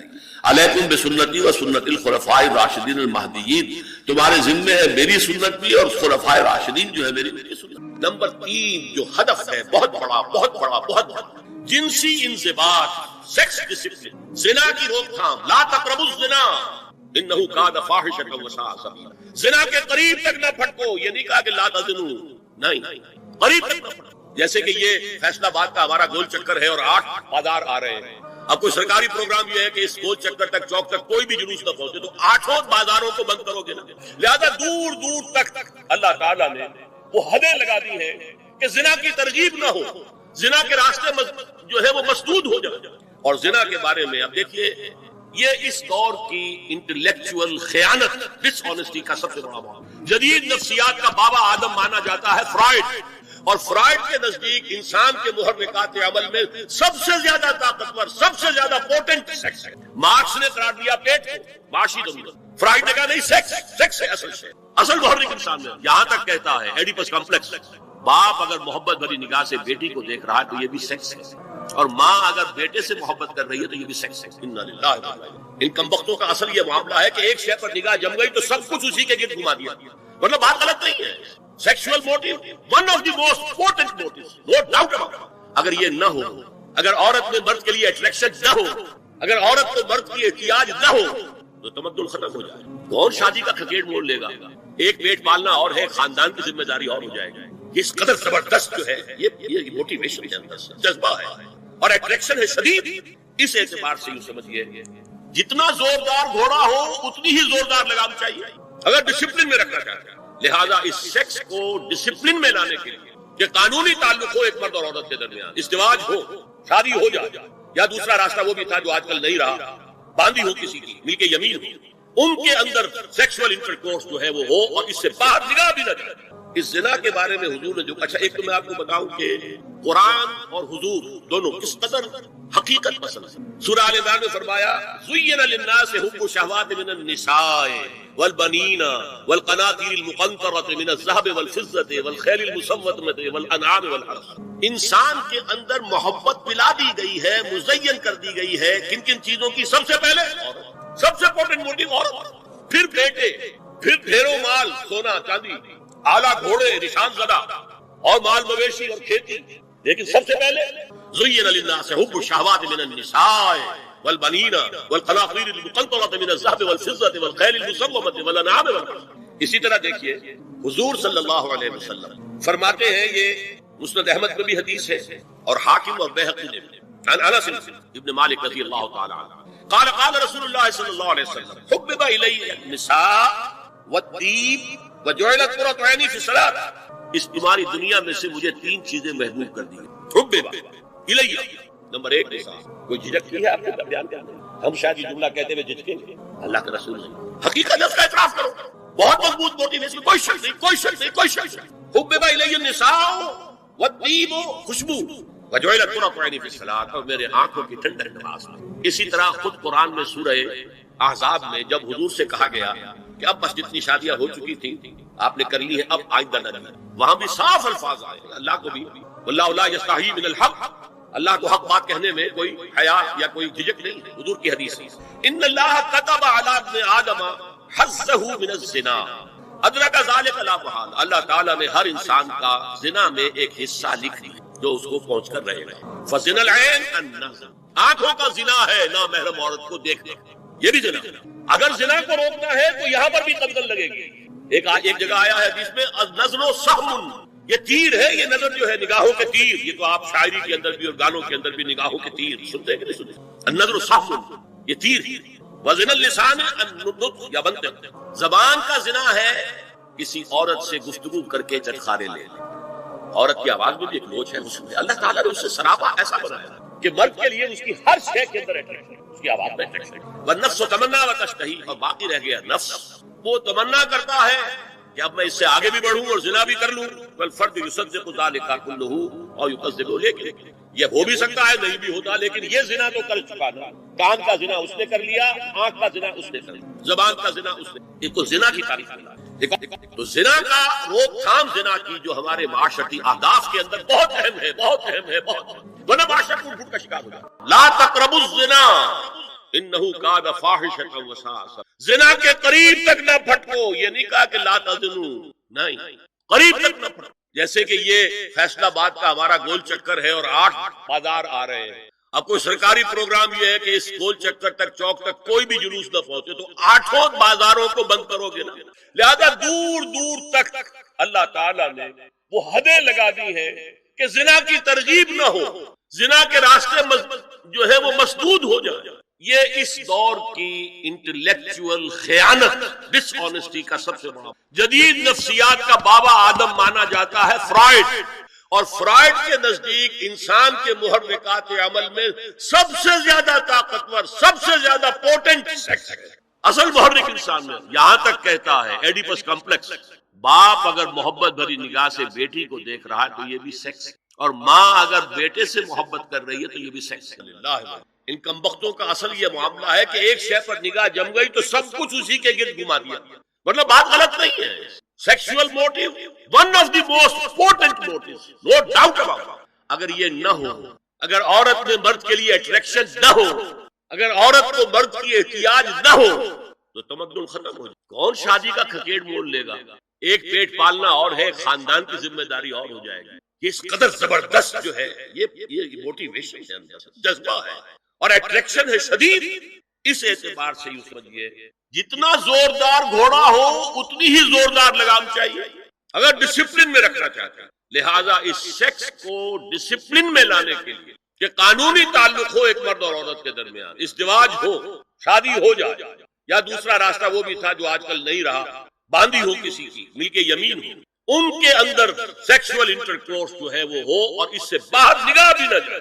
قرآن اور حضور دونوں کس قدر حقیقت پسند۔ سورہ آل عمران میں فرمایا زُيِّنَ لِلنَّاسِ حُبُّ الشَّهَوَاتِ مِنَ النِّسَاءِ وَالْبَنِينَ وَالْقَنَاطِيرِ الْمُقَنطَرَةِ مِنَ الذَّهَبِ وَالْفِضَّةِ وَالْخَيْلِ الْمُسَوَّمَةِ وَالْأَنْعَامِ وَالْحَرْثِ۔ انسان کے اندر محبت پلا دی گئی ہے، مزین کر دی گئی ہے، کن کن چیزوں کی؟ سب سے پہلے عورت، سب سے امپورٹنٹ موٹیو عورت، پھر بیٹے، پھر ڈھیروں مال، سونا چاندی، اعلیٰ گھوڑے نشان زدہ اور مال مویشی اور کھیتی، لیکن سب سے پہلے زُيِّنَ لِلنَّاسِ حُبُّ الشَّهَوَاتِ مِنَ النِّسَاءِ وَالْبَنِينَ وَالْقَنَاطِيرِ الْمُقَنطَرَةِ مِنَ الذَّهَبِ وَالْفِضَّةِ وَالْخَيْلِ الْمُسَوَّمَةِ وَالْأَنْعَامِ وَالْحَرْثِ۔ اسی طرح دیکھیے حضور صلی اللہ علیہ وسلم فرماتے ہیں، یہ مسند احمد میں بھی حدیث ہے اور حاکم اور بیہقی نے بھی، عن انس ابن مالک رضی اللہ تعالی عنہ قال قال رسول اللہ صلی اللہ علیہ وسلم حبب الی النساء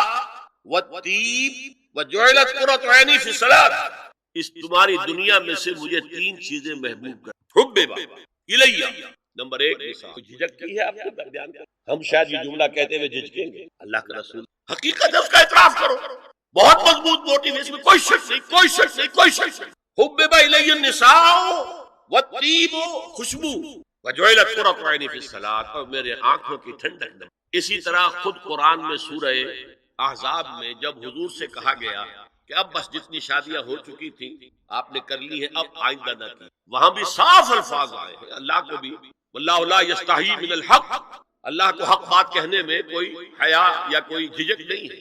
وَلَوْ أَعْجَبَكَ حُسْنُهُنَّ، اے نبی چاہے عورتوں کا حسن جو ہے وہ آپ کو بھلا لگے، لیکن اب آئندہ شادی نہیں۔ یہ میں تائید کر رہا ہوں فرائڈ، اس گدھے نے جو آگے تک پہنچا دیا ہے معاملہ وہ ہے غلط۔ بنیادی بات صحیح ہے قرآن مجید کے کہ سیکس موٹیو بہت سخت ہے، بہت زور ہے۔ حضور کی حدیث ہے ان اللہ کتب علی ابن آدم حظہ من الزنا ادرک ذلک لا محال، اللہ تعالیٰ نے ہر انسان کا زنا میں ایک حصہ لکھ دیا جو اس کو پہنچ رہے گا۔ فزنا العین النظر، آنکھوں کا زنا ہے نامحرم عورت کو دیکھنا، یہ بھی زنا۔ اگر زنا کو روکنا ہے تو یہاں پر بھی قدغن لگے گی۔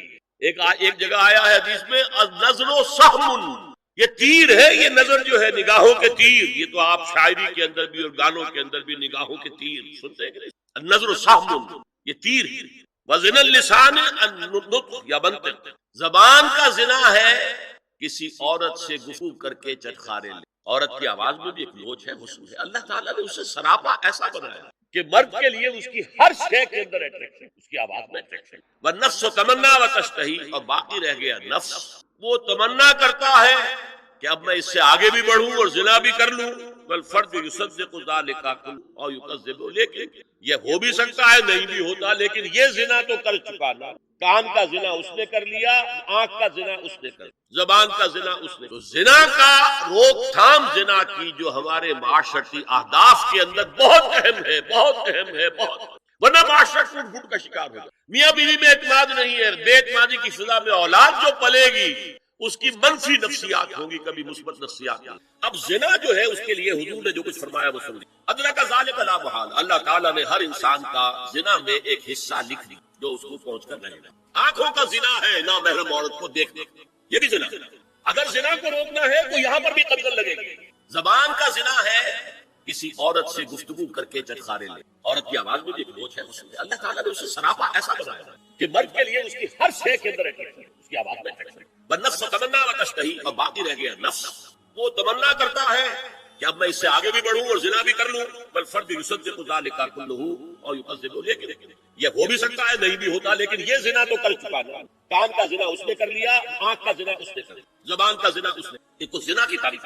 سورہ بقرہ کی ان آیات کی نماز میں تلاوت کرتے ہوئے میرے دل میں خیال پیدا ہوتا ہے کہ میں ان گناہوں کی معافی مانگ رہا ہوں جو بھول کر یا چوک کر ہو گئے، لیکن جو گناہ میں نے پورے شعور سے کیے اور اب بھی گزرتا ہوں ان سے کن الفاظ میں معافی مانگی جائے؟ وہ معافی مانگنے کے لیے تو یہ ہے کہ رب انی ظلمت نفسی ظلما کثیرا، جیسے حضرت آدم سے خطا ہوئی تھی، حضرت حوا اور آدم نے دعا مانگی تھی ربنا ظلمنا انفسنا وان لم تغفر لنا وترحمنا لنکونن من الخاسرین، وہ دعائیں بھی قرآن مجید میں موجود ہیں۔ یا جیسے کہ حضرت یونس علیہ السلام سے غلطی ہو گئی تھی، اللہ کی اجازت کے بغیر وہ اپنی قوم کو چھوڑ کر چلے گئے، تو انہوں نے جو تسبیح کی ہے، جو ہمارے ہاں جس کی تسبیح بھی کی جاتی ہے اور اس کا آیت کریمہ کا جو ہے ورد کیا جاتا ہے، کہ وہ بھی اصل میں قلب کی گہرائیوں اور شعور کے ساتھ جو اگر ادا کی جائے تو بہت، لا الہ الا انت سبحانک انی کنت من الظالمین، تو یہ جو ہے استغفر اللہ ربی من کل ذنب واتوب الیہ، یہ بھی ہے تو مختلف ہے اس کے لیے کہ جو قرآن مجید میں بھی آئی ہے اور احادیث میں بھی۔ البتہ توبہ کے بارے میں چونکہ ذکر آج ہوا ہے اور آپ نے سوال بھی کیا ہے تو یہ بات واضح ہو جانی چاہیے، توبہ کی 3 شرطیں ہیں صحیح توبہ ہونے کی، اور یہ 3 شرطیں ہیں حقوق اللہ میں جو گناہ ہوا ہے اس کے ذریعے، حقوق العباد میں ہوا تو 4تھی شرط اور ہے۔ وہ 3 شرطیں کیا ہیں؟ گناہ پر حقیقی پشیمانی ہو، دل میں شرمندگی ہو، تاسف ہو کہ یہ کام میں نے کیوں کیا یا کیوں کرتا رہا اب تک، اور نمبر 2 عزم مصمم ہو کہ آئندہ ہرگز نہیں کروں، اور نمبر 3 اس کو چھوڑ دے بالفعل، وہ عزم مصمم پر عمل شروع ہو جائے۔ اگر تو یہ ہو سکتا ہے کہ پھر غلطی ہو جائے، پھر ظہور ہو جائے، پھر نسیان ہو جائے، کوئی پرواہ نہیں، اس وقت جب کہ وہ توبہ کر رہا ہے نمبر 1 پشیمانی ہو حقیقی، نمبر 2 عزم مصمم ہو کہ دوبارہ ارتکاب نہیں کروں گا، نمبر 3 بالفعل اس کام کو چھوڑ دے۔ تین کام اگر ہوں گے تب جا کر حقوق اللہ کے ضمن میں وہ توبہ صحیح ہو. فَإِنَّهُ يَتُوبُ إِلَى اللَّهِ مَتَابًا، توبہ جیسے کی جاتی ہے اس کے تقاضے. اگر تلافی کر سکو تلافی کیجئے، کسی کا مال ہڑپ کر لیا تھا واپس کر دیجئے، اس کے بغیر معافی نہیں ہو.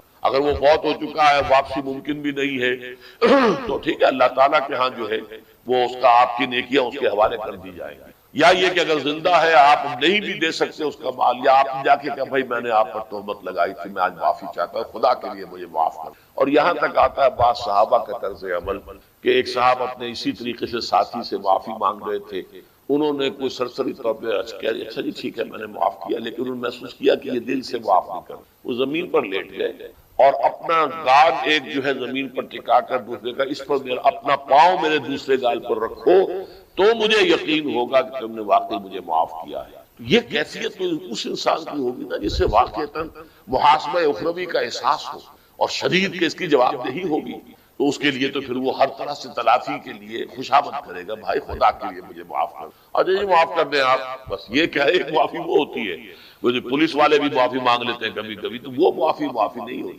حقیقتاً دل سے آپ معافی مانگیں تو وہ ہے معافی، اور واقعتاً دل سے معاف کر. تو یہ ہے چوتھی شرط ہے کہ جو حقوق العباد کے سلسلے انسان میں جو ایک جنسی طلب ہے، اس میں جو ایک شہوت کا مادہ ہے، انسان نے خامخواہ اپنے اوپر قدغنیں عائد کر لی ہیں، اور صحیح اور غلط اور جائز اور ناجائز، ماں بیٹی بیوی میں خامخواہ کی ایک تفریق ہے جو انسان نے قائم کر لی ہے. یہ تمام تفریقیں غیر فطری ہیں، اس لیے کہ حیوانات میں ہم یہ دیکھتے ہیں کہ ایسی کوئی تفریق موجود نہیں، بلکہ یہ کہ جیسے پیاس لگے کسی انسان کو تو پانی جہاں سے مل جائے، یا یہ کہ اگر بھوک لگتی ہے تو جہاں سے بھی اس کی انسان تشفی کر لے، اسی طور سے یہ بھی ایک انسان کی طبعی خواہش ہے جیسے وہ ابھرے ویسے ہی اس کو جس طور سے بھی موقع ملے اس کی تسکین حاصل کر لینی چاہیے. یہ دو اصل میں فلسفیانہ نقطۂ نظر، اور جیسا کہ میں نے عرض کیا خاص طور پر ادب کے میدان سے،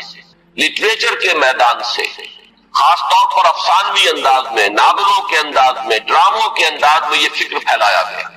یہ فکر ہے کہ جس نے مغرب کی تہذیب کا جو یہ سماجی عنصر ہے اسے واقعتاً یہ ہے کہ ایک سنڈاس بنا کر رکھ دیا. جیسا کہ میں نے عرض کیا کہ ویسے تو پورے یورپ میں اور اسی کا عکس ہے اس وقت پوری دنیا میں اس تہذیب کے اثرات موجود ہیں، لیکن یہ کہ درجات ہیں. تو درجے کے اعتبار سے دیکھا جائے تو غالباً برطانیہ کا معاشرہ اور اس کے ساتھ یہ اسکینڈینیوین کنٹریز جو ہیں یہ اس معاملے میں اس وقت پوری نوع انسانی کے امام شمار کیے جا سکتے ہیں. مجھے چونکہ امریکہ بھی جانے کا اتفاق ہوتا رہتا ہے تو میں نے یہ محسوس کیا کہ امریکی معاشرہ ابھی اس اعتبار سے بہت پیچھے ہے. یورپ کو اس میں پیش قدمی کا اور امامت کا شرف حاصل ہو چکا ہے، اور خاص طور پر یورپ میں بھی یہ تین ممالک جو ہیں یہ بہت آگے نکل گئے. چنانچہ شرم اور حیا نام کی کسی شے کا کوئی وجود وہاں نہیں ہے، عصمت و عفت کا کوئی تصور موجود نہیں ہے. معلوم ہوتا ہے کہ یہ چیزیں انسان کی لغت کی میں سے خارج ہو چکی ہیں، اس کے سوچ کے دائرے سے باہر ہو چکی ہیں. اور اسی کا سب سے بڑا مظہر یہ ہے کہ آپ کو معلوم ہوگا کہ برطانیہ میں بھی یہ قانون منظور ہو چکا ہے، اور اسکینڈینیوین کنٹریز میں بھی، کہ دو مردوں کی شادی بھی ہو سکتی ہے. دو مرد لیگلی قانونی طور پر شوہر اور بیوی کی حیثیت سے رہ سکتے ہیں، قانون انہیں تسلیم کرے گا یہ شوہر ہے اور یہ بیوی. اب اس درجے پرورشن، اس درجے فطرت انسانی کا مسخ ہو جانا، یہ چیز کہ جو ناقابل قیاس ہے، لیکن یہ کہ بالفعل دنیا کے اندر یہ موجود ہے. اور پچھلے دنوں جب مجھے اتفاق ہوا جانے کا سویڈن، تو وہاں معلوم ہوا کہ ایک پاکستانی بھی ہے، ایک سرحد کے رہنے والے صاحب جنہوں نے کہ ایک لڑکے سے وہاں شادی کی ہوئی ہے، اور قانونی اعتبار سے وہ میاں اور بیوی کی حیثیت سے وہاں مسلم طور پر زندگی گزار رہے ہیں. یہ جو معاملہ ہے مجھے زیادہ صدمہ جس بات کا ہوا وہ اس پہلو سے کہ اس معاشرے کی جو اچیومنٹس ہیں، جو انہوں نے خوبیاں حاصل کی، ہمارا معاشرہ جو ہے ان کے بارے میں تو سوچنے کو بھی تیار ہے. مثلاً یہ کہ سیاسی سطح پر مساوات، معاشی کفالت کا اصول کہ کوئی شخص وہاں بھوکا نہیں رہ سکتا، ہر شخص کی گویا کہ کفالت جو ہے وہ ریاست کے ذمہ ہے. وہ باتیں جو اسلام نے دی تھی، جو حضرت عمر فاروق رضی اللہ تعالیٰ عنہ کے قول منسوب ہے کہ اگر دجلہ و فرات کے کنارے کوئی کتا بھی بھوکا پیاسا مر گیا تو عمر قیامت کے دن ذمہ دار ہوگا۔ یہ نقشہ واقعہ ہے، تسلیم کرنا پڑتا ہے کہ ان لوگوں نے اس چیز کو آج کی دنیا میں بالفعل حاصل کر کے دکھایا۔ سماجی مساوات کا یہ عالم کہ اگر کوئی فائنینس منسٹر اسے بھی اگر اپنا چیک کیش کرانا ہے تو وہ بھی بینک میں اسی طرح لائن میں لگتا ہے جیسے کوئی عام شہری لگتا ہے۔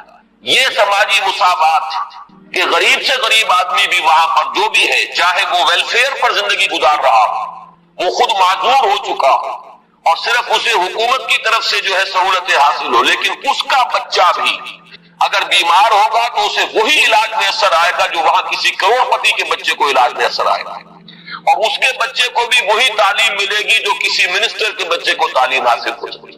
یہ چیزیں جو ان کے ہاں اچھی ہیں فی الواقع، جو اصلاً تو ہماری تھی، لیکن یہ ہے کہ اس وقت اگر ہمیں وہاں پر یہ چیزیں نظر آتی ہیں تو مجھے تو وہی احساس ہوا تھا کہ کتابیں اپنے آبا کی یہ موتی علم و حکمت کے جو دیکھیں ان کو یورپ میں تو دل ہوتا ہے سی پارا، چیزیں ہماری تھی لیکن یہ انہوں نے کر کے دکھایا۔ بدقسمتی ہماری یہ ہے کہ ان چیزوں کے بارے میں تو ابھی ہمارے ہاں کوئی سوچ نہیں، ادھر پیش قدمی کا کوئی امکان نہیں۔ ہم سینکڑوں کوس دور ہیں اس سے کہ اس قسم کے کوئی ہم معاشرتی ارتقاء جو ہے اس کے بارے میں سوچ بھی سکتے، لیکن جو ان کی گندگی ہے جس نے کہ ان کو تباہ کر کے رکھ دیا، خاندانی نظام ٹوٹ پھوٹ کر رہ گیا، جیسا کہ میں نے عرض کیا کہ شرم اور حیا جو ہے وہ ان کی لغت سے خارج ہو چکے ہیں، عصمت و عفت کے الفاظ بے معنی ہو چکے ہیں۔ یہ وہ گندگیاں ہیں کہ جن کو اپنے اس معاشرے کے اندر لانے کے لیے ہمارے ہاں ایک طبقہ ہے کہ جو پورے طور پر فعال ہے، اگرچہ عددی اعتبار سے اس کی کوئی حیثیت نہیں، وہ ایک بہت ہی حقیر اقلیت ہے، لیکن معنوی حیثیت ہے، اخبارات میں ان کے مضامین چھپتے ہیں، وہ دانشور شمار ہوتے ہیں، سرکاری حلقے جو ہے وہ ان کو سپورٹ کرتے ہیں، ذرائع ابلاغ جو ہے ان تک ان کی رسائی ہے، لہذا اس معاشرے میں تیزی کے ساتھ یہ چیزیں جو ہے وہ سرایت کرتی چلی جا رہی ہیں۔ بہرحال اس تمہید کے بعد اصلاً مجھے جس موضوع پر گفتگو کرنی ہے میں اس کی طرف آ رہا ہوں۔ میں جہاں تک پردہ اور زنا کے استیصال کے لیے جو دوسری تدابیر اسلام نے اختیار کی ہے، جہاں تک اس کا تعلق ہے اس پر انشاءاللہ علیحدہ کسی موقع پر تقریر کروں گا۔ آج کے لیے میں نے طے کیا ہے کہ صرف اس مسئلے کو اچھی طرح ہم تھریش کریں، دیکھیں کہ واقعتاً نظریہ مساوات مرد و زن اس میں کوئی حصہ درست ہے یا نہیں ہے تو کون سا ہے۔ ہمارے سامنے کسوٹی اور معیار جو ہے وہ اللہ کی کتاب ہے، اس کے رسول صلی اللہ علیہ وسلم کی سنت ہے۔ ہمیں ان دونوں چیزوں کے حوالے سے دیکھنا ہے کہ اس نظریے میں صداقت کا ایلیمنٹ کتنا ہے اور دھوکہ اور فریب کا حصہ کتنا ہے۔ میں سب سے پہلے تو یہ عرض کروں گا کہ اسلام بھی دو سطحوں پر عورتوں اور مردوں کے درمیان کامل مساوات کا قائل ہے، لیکن ایک تیسری سطح وہ ہے کہ جس پر وہ ایک فرق کرتا ہے، درجہ بندی کرتا ہے۔ ان دونوں کو علیحدہ علیحدہ سمجھ لینا چاہیے۔ پہلی سطح جس پر کہ اسلام عورت اور مرد کے درمیان کامل مساوات کا قائل ہے وہ شرف انسانیت ہے۔ مرد بھی انسان ہے، عورت بھی انسان ہے۔ جو شرف انسانیت ہے اس میں مرد اور عورت برابر کے شریک ہیں۔ اگر کسی کے ذہن میں یہ تصور ہے کہ عورت کا وجود ایک گھٹیا وجود ہے، عورت ایک کمتر وجود کی حامل ہے، تو یہ خالص غیر قرآنی اور غیر اسلامی نقطہ نظر ہے۔ بدقسمتی سے بعض دوسرے معاشروں کے اثرات ہمارے ذہنوں میں بھی آ گئے ہیں۔ خود عیسائی معاشرے کا بنیادی تصور یہ تھا کہ عورت ہے ہی گناہ کی گٹھڑی، مجسم برائی، یہ ایو سے ایول کا لفظ بنا ہے۔ حضرت حوا کے لیے ان کے ہاں لفظ ایو ہے، اور ایو سے ایول ہے، ایول برائی کو کہتے ہیں، یعنی یہ کہ عورت کا تو سارا وجود ہی سرتاسر برائی ہے۔ یہ چیزیں کچھ مختلف ذرائع سے ہمارے ذہنوں میں بھی آئی ہیں۔ پھر یہ کہ یہ معاشرہ جو ہے ہمارا جو پس منظر ہے تاریخی ہندو معاشرہ، اس میں بھی عورت کے گھٹیا ہونے کا تصور موجود ہے۔ تو سب سے پہلے یہ کہ ہمیں اپنے قلوب کا، اذہان کا جائزہ لینا چاہیے کہ اگر اس طرح کا کوئی جرثومہ ہمارے فکر میں ہے تو یہ خالص غیر قرآنی، غیر اسلامی۔ شرف آدمیت جس کا نام ہے اس میں عورت اور مرد برابر اور مساوی طور پر شریک ہے۔ میں نے اس کے ضمن میں آپ کے سامنے ایک تو آیت مبارکہ پڑھی ہے سورہ نساء کی۔ آپ کو معلوم ہے کہ معاشرتی مسائل پر قرآن مجید کی جامع ترین سورت سورہ نساء، اس کا آغاز ہی اس سے ہوتا ہے کہ یا ایھا الناس، اے لوگو، اتقوا ربکم الذی خلقکم من نفس واحدۃ وخلق منها زوجها، وَبَثَّ مِنْهُمَا رِجَالًا كَثِيرًا وَنِسَاءً، اے لوگوں اپنے اس رب کا تقوی اختیار کرو جس نے تمہیں ایک انسانی جان سے پیدا کیا، اسی سے اس کا جوڑا بنایا، اور ان دونوں سے کثیر تعداد میں مردوں اور عورتوں کو زمین میں پھیلا دیا۔ گویا کہ پوری نوع انسانی ایک انسانی جوڑے کی نسل ہے۔ آدم اور حوا علیہ السلام انہی کی اولاد ہے تمام انسان۔ اس پہلو سے تمام انسان بھی برابر ہیں، اگرچہ نسلیں ان کے اندر وجود میں آ گئی ہیں، اگرچہ شکلیں مختلف ہو گئی ہیں، رنگتیں ان کی تبدیل ہو گئی ہیں، ایک دوسرے سے بہت مختلف ہو گئی ہیں، لیکن یہ کہ تمام شعوب و قبائل کا فرق ہو یا لونی یا لسانی فرق ہو، ان سب کی کوئی حقیقت اس اعتبار سے نہیں ہے کہ کوئی ان میں اونچا ہو جائے کوئی نیچا ہو جائے۔ کلکم بنو آدم و آدم من تراب، تم سب کے سب جو ہو آدم کی نسل سے ہو اور آدم مٹی سے بنائے گئے تھے۔ لا فضل لعربی علی عجمی ولا لعجمی علی عربی ولا لاحمر علی اسود ولا لاسود علی احمر الا بالتقوی۔ یہ معاملہ جہاں عربی اور عجمی اور کالے اور گورے کے مابین ہے، وہیں مرد اور عورت کے مابین ہے، ایک ہی انسانی نسل۔ اور آج بھی آپ دیکھیے آدم و حوا سے آگے گزر کر آخر ایک ہی ماں باپ کی اولاد میں بیٹے بھی ہوتے ہیں بیٹیاں بھی ہوتی ہیں، ایک ہی باپ کے نطفے سے بیٹا بھی ہے اور بیٹی بھی ہے، ایک ہی ماں کے بدن سے بیٹی کی بھی ولادت ہو رہی ہے اور بیٹے کی بھی ہو رہی ہے۔ تو کوئی فرق و امتیاز ان کے مابین اس پہلو سے کہ مرد مرد ہونے کے ناطے اعلیٰ ہو اور عورت عورت ہونے کے حوالے سے گھٹیا اور ادنا ہو، یہ خالص غیر اسلامی غیر قرآنی تصور ہے۔ شرف آدمیت شرف انسانیت میں یہ بالکل مساوات ہے۔ دوسری چیز کہ جس میں اسلام پوری مساوات تسلیم کرتا ہے وہ ہے نیکی کا میدان، خیر کا میدان، اخلاق کا میدان، روحانیت کا میدان۔ اس میں بھی دونوں برابر ہیں، ان میں کوئی تفریق نہیں، کسی پہلو سے کوئی فرق نہیں۔ میں نے اس کے ضمن میں ایک طویل آیت قرآن مجید کی آپ کو پڑھ کر سنائی ہے، آپ خود غور کریں گے کہ یہ جو گردان کا سا انداز یہاں لیا گیا ہے سورہ احزاب کی آیت نمبر 36 میں، آیت نمبر 35 میں، اس سے آپ خود اندازہ کر سکتے ہیں کہ تصور کیا دینا مقصود ہے۔ ان المسلمین والمسلمات، بے شک مسلمان مرد مسلمان عورتیں، والمومنین والمومنات، مومن مرد مومن عورتیں، والقانتین والقانتات، فرما بردار مرد فرما بردار عورتیں، والصادقین والصادقات، راست باز مرد راست باز عورتیں، والصابرین والصابرات، صبر کرنے والے مرد اور صبر کرنے والی عورتیں، والخاشعین والخاشعات، اللہ سے خشوع کا تعلق رکھنے والے، اللہ کے سامنے جھکنے والے مرد اور جھکنے والی عورتیں، والمتصدقین والمتصدقات، اور صدقہ دینے والے مرد اور صدقہ دینے والی عورتیں، والصائمین والصائمات، اور روزہ رکھنے والے مرد اور روزہ رکھنے والی عورتیں، والحافظین فروجہم والحافظات، اور اپنی شرمگاہوں کی حفاظت کرنے والے مرد اور اپنی شرمگاہوں کی حفاظت کرنے والی عورتیں، والذاکرین اللہ کثیرا والذاکرات، اور اللہ کا ذکر کثرت سے کرنے والے مرد اور اللہ کا ذکر کثرت سے کرنے والی عورتیں، اعد اللہ لہم مغفرۃ واجرا عظیما، اللہ نے ان سب کے لیے تیار کی ہوئی ہے، فراہم کی ہوئی ہے مغفرت بھی اور بہت بڑا اجر۔ یہ سارا جو ہے اس آیت کا ماحصل کیا ہے؟ یہ تمام وہ اوصاف ہیں کہ جو مطلوب ہیں، یہ محاسن ہیں، یہ بھلائیاں ہیں، یہ نیکیاں ہیں، یہ اعلیٰ اقدار ہیں جو اسلام چاہتا ہے کہ انسانوں کے اندر پروان چڑھے، اور اس آیت کا انداز بتا رہا ہے کہ اس میں کوئی فرق و تفاوت نہیں، کسی کے لیے کوئی معاملہ نہیں ہے کہ عورتوں کے لیے یہاں جو ہے داخلہ ممنوع ہے یا عورتیں اس مقام تک رسائی حاصل نہیں کر سکتی، بلکہ یہ کہ نیکیوں میں، بھلائیوں میں، خیرات میں، حسنات میں، ان تمام کیفیات کے اندر عورتوں اور مردوں کے لیے کھلا میدان ہے، اپنی اپنی محنت اپنی اپنی کوشش سے جو بھی چاہے اعلیٰ سے اعلیٰ مقام حاصل کر۔ اسی مضمون کے لیے میں نے ایک آیت آپ کو سورہ نساء کی بھی سنائی، للرجال نصیب مما اکتسبوا وللنساء نصیب مما اکتسبن، مردوں کے لیے حصہ ہے ان میں سے جو انہوں نے کمایا، اور کمائی سے یہاں مراد ہے اعمال کی کمائی۔ کسب کا لفظ قرآن مجید میں شاذ کہیں آیا ہے معاشی کمائی کے لیے، آیا ضرور ہے لیکن بہت شاذ۔ اصل میں یہ لفظ جہاں بھی آتا ہے وہ اصل کمائی جو ہے انسان کی اس دنیا میں وہ نیکی یا بدی ہے۔ یہ جو معاش کی محنت ہے اور آپ اپنے لیے کوئی رزق فراہم کرتے ہیں، کوئی اپنی زندگی کے سلسلے کو برقرار رکھنے کے لیے ضروریات زندگی فراہم کرتے ہیں. یہ چیز تو ایک دنیا کی زندگی کی برتنے کی چیز ہے، یہ کوئی پائیدار شے نہیں. اصل میں جو کچھ ہم کماتے ہیں وہ یا نیکی ہے یا بدی، یا خیر ہے یا شر. ہم نے اپنی توانائیوں کا جو اصل حاصل جو ہے اس دنیا میں حاصل کیا وہ یا خیر ہے اور یا شر ہے. تو اصل میں قرآن مجید میں کسب کا لفظ آتا ہے اعمال کے لیے کہ کیا کمایا. اس کو بھی بعض لوگوں نے اس دور میں، بعض دانشوروں نے غلط طریقے پر انٹرپریٹ کیا ہے. اس کو سمجھ لینا چاہیے کہ یہاں اس آیہ مبارکہ میں لفظ کسب آ رہا ہے انسانی اعمال کے لیے. للرجال نصیب مما اکتسبوا، جو کمائی مرد کریں گے انہیں اس میں سے حصہ مل جائے گا.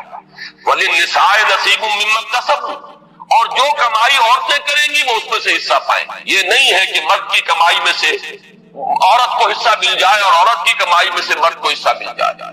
شوہر کی اگر نیکی ہے تو اس کا فائدہ شوہر ہی کو پہنچے گا، بیوی کو نہیں پہنچ سکے گا. بیوی کی اگر نیکی ہے تو اس کا فائدہ بیوی ہی کو پہنچے گا، شوہر کو نہیں پہنچے گا.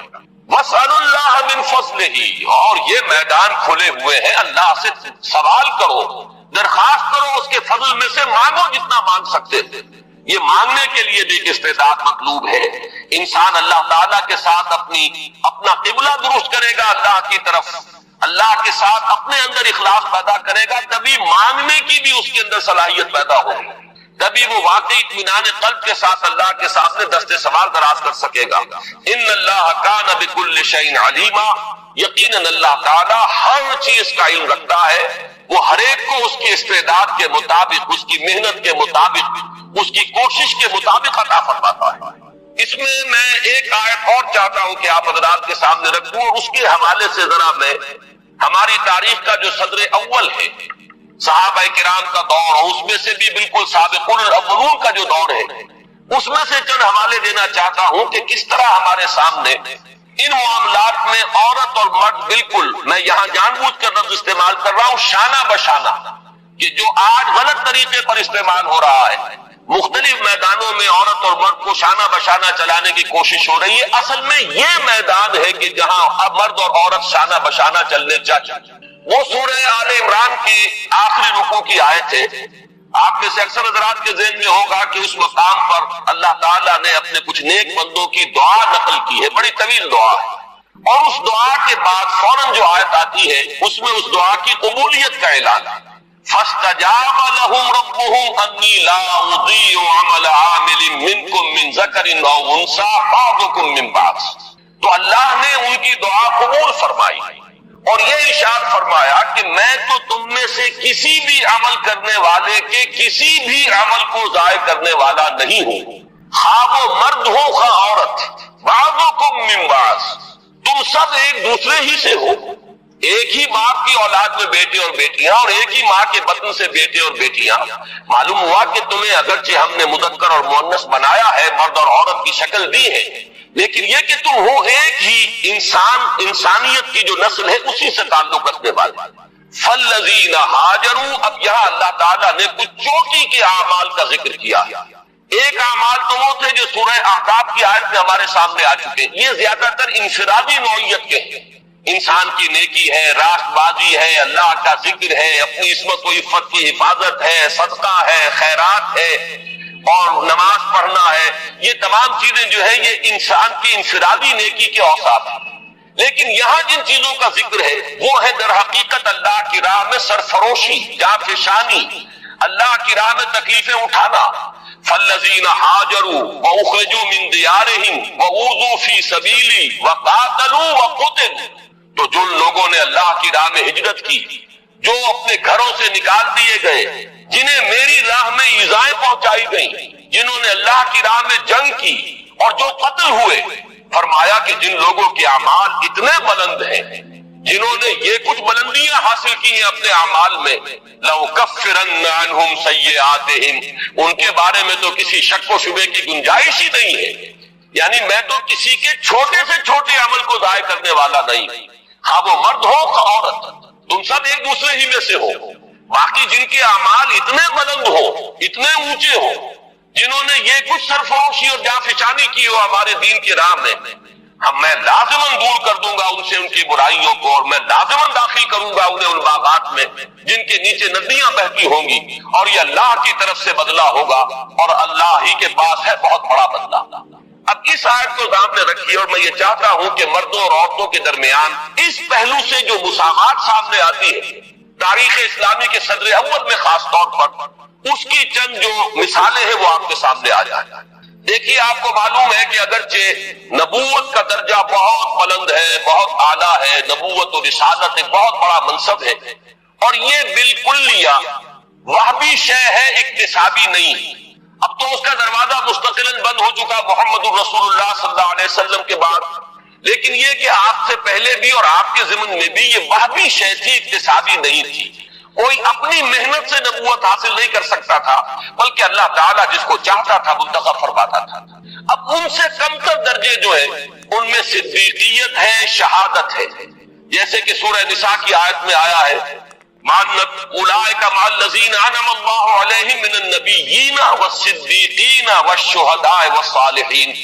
اب میں آپ سے عرض کروں گا کہ جہاں تک مرتبہ صدیقیت کا تعلق ہے، اگرچہ اہل سنت کا یہ اجماعی عقیدہ ہے کہ حضرت ابوبکر صدیق، صدیق اکبر، سب سے بڑے صدیق، بلکہ یہ کہ تمام انسانوں میں انبیاء کے بعد افضل ترین شخصیت حضرت ابوبکر، لیکن واقعہ یہ ہے کہ جس مرتبہ و مقام پر مردوں میں حضرت ابوبکر صدیق ہے، صدیق اکبر، بالکل اسی مقام پر خواتین میں حضرت خدیجہ الکبریٰ ہے رضی اللہ تعالی عنہا، جو صدیقۃ الکبریٰ ہے۔ ان کے نام کے ساتھ یہ لفظ کبریٰ جو آیا ہے، اکثر لوگ جو ہے اس کو سمجھتے نہیں، کبریٰ اکبر کا مؤنث ہے، یہ صدیق اکبر ہے، وہ صدیقۃ الکبریٰ ہے۔ کہ صدیقہ جو ہے، آپ کو معلوم ہے یہ لفظ قرآن میں حضرت مریم کے لیے آیا، امہ صدیقہ، حضرت عیسیٰ کی والدہ کے بارے میں آیا، وہ صدیقہ تھی۔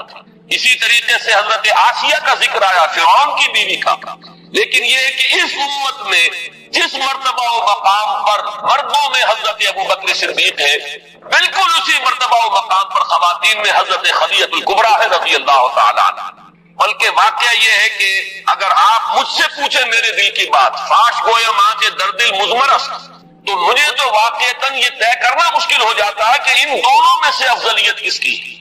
اس لیے کہ جہاں تک اولیت ایمان کا تعلق ہے، اس میں بھی یہ بات بالکل سمجھ میں آتی ہے کہ حضرت خدیجہ کا ایمان مقدم ہونا چاہیے حضرت ابوبکر صدیق سے، اس لیے کہ پہلی وحی کے بعد آ کر سب سے پہلی جو گفتگو کی ہے حضور نے، ظاہر بات ہے کہ وہ اپنی زوجہ محترمہ سے کی۔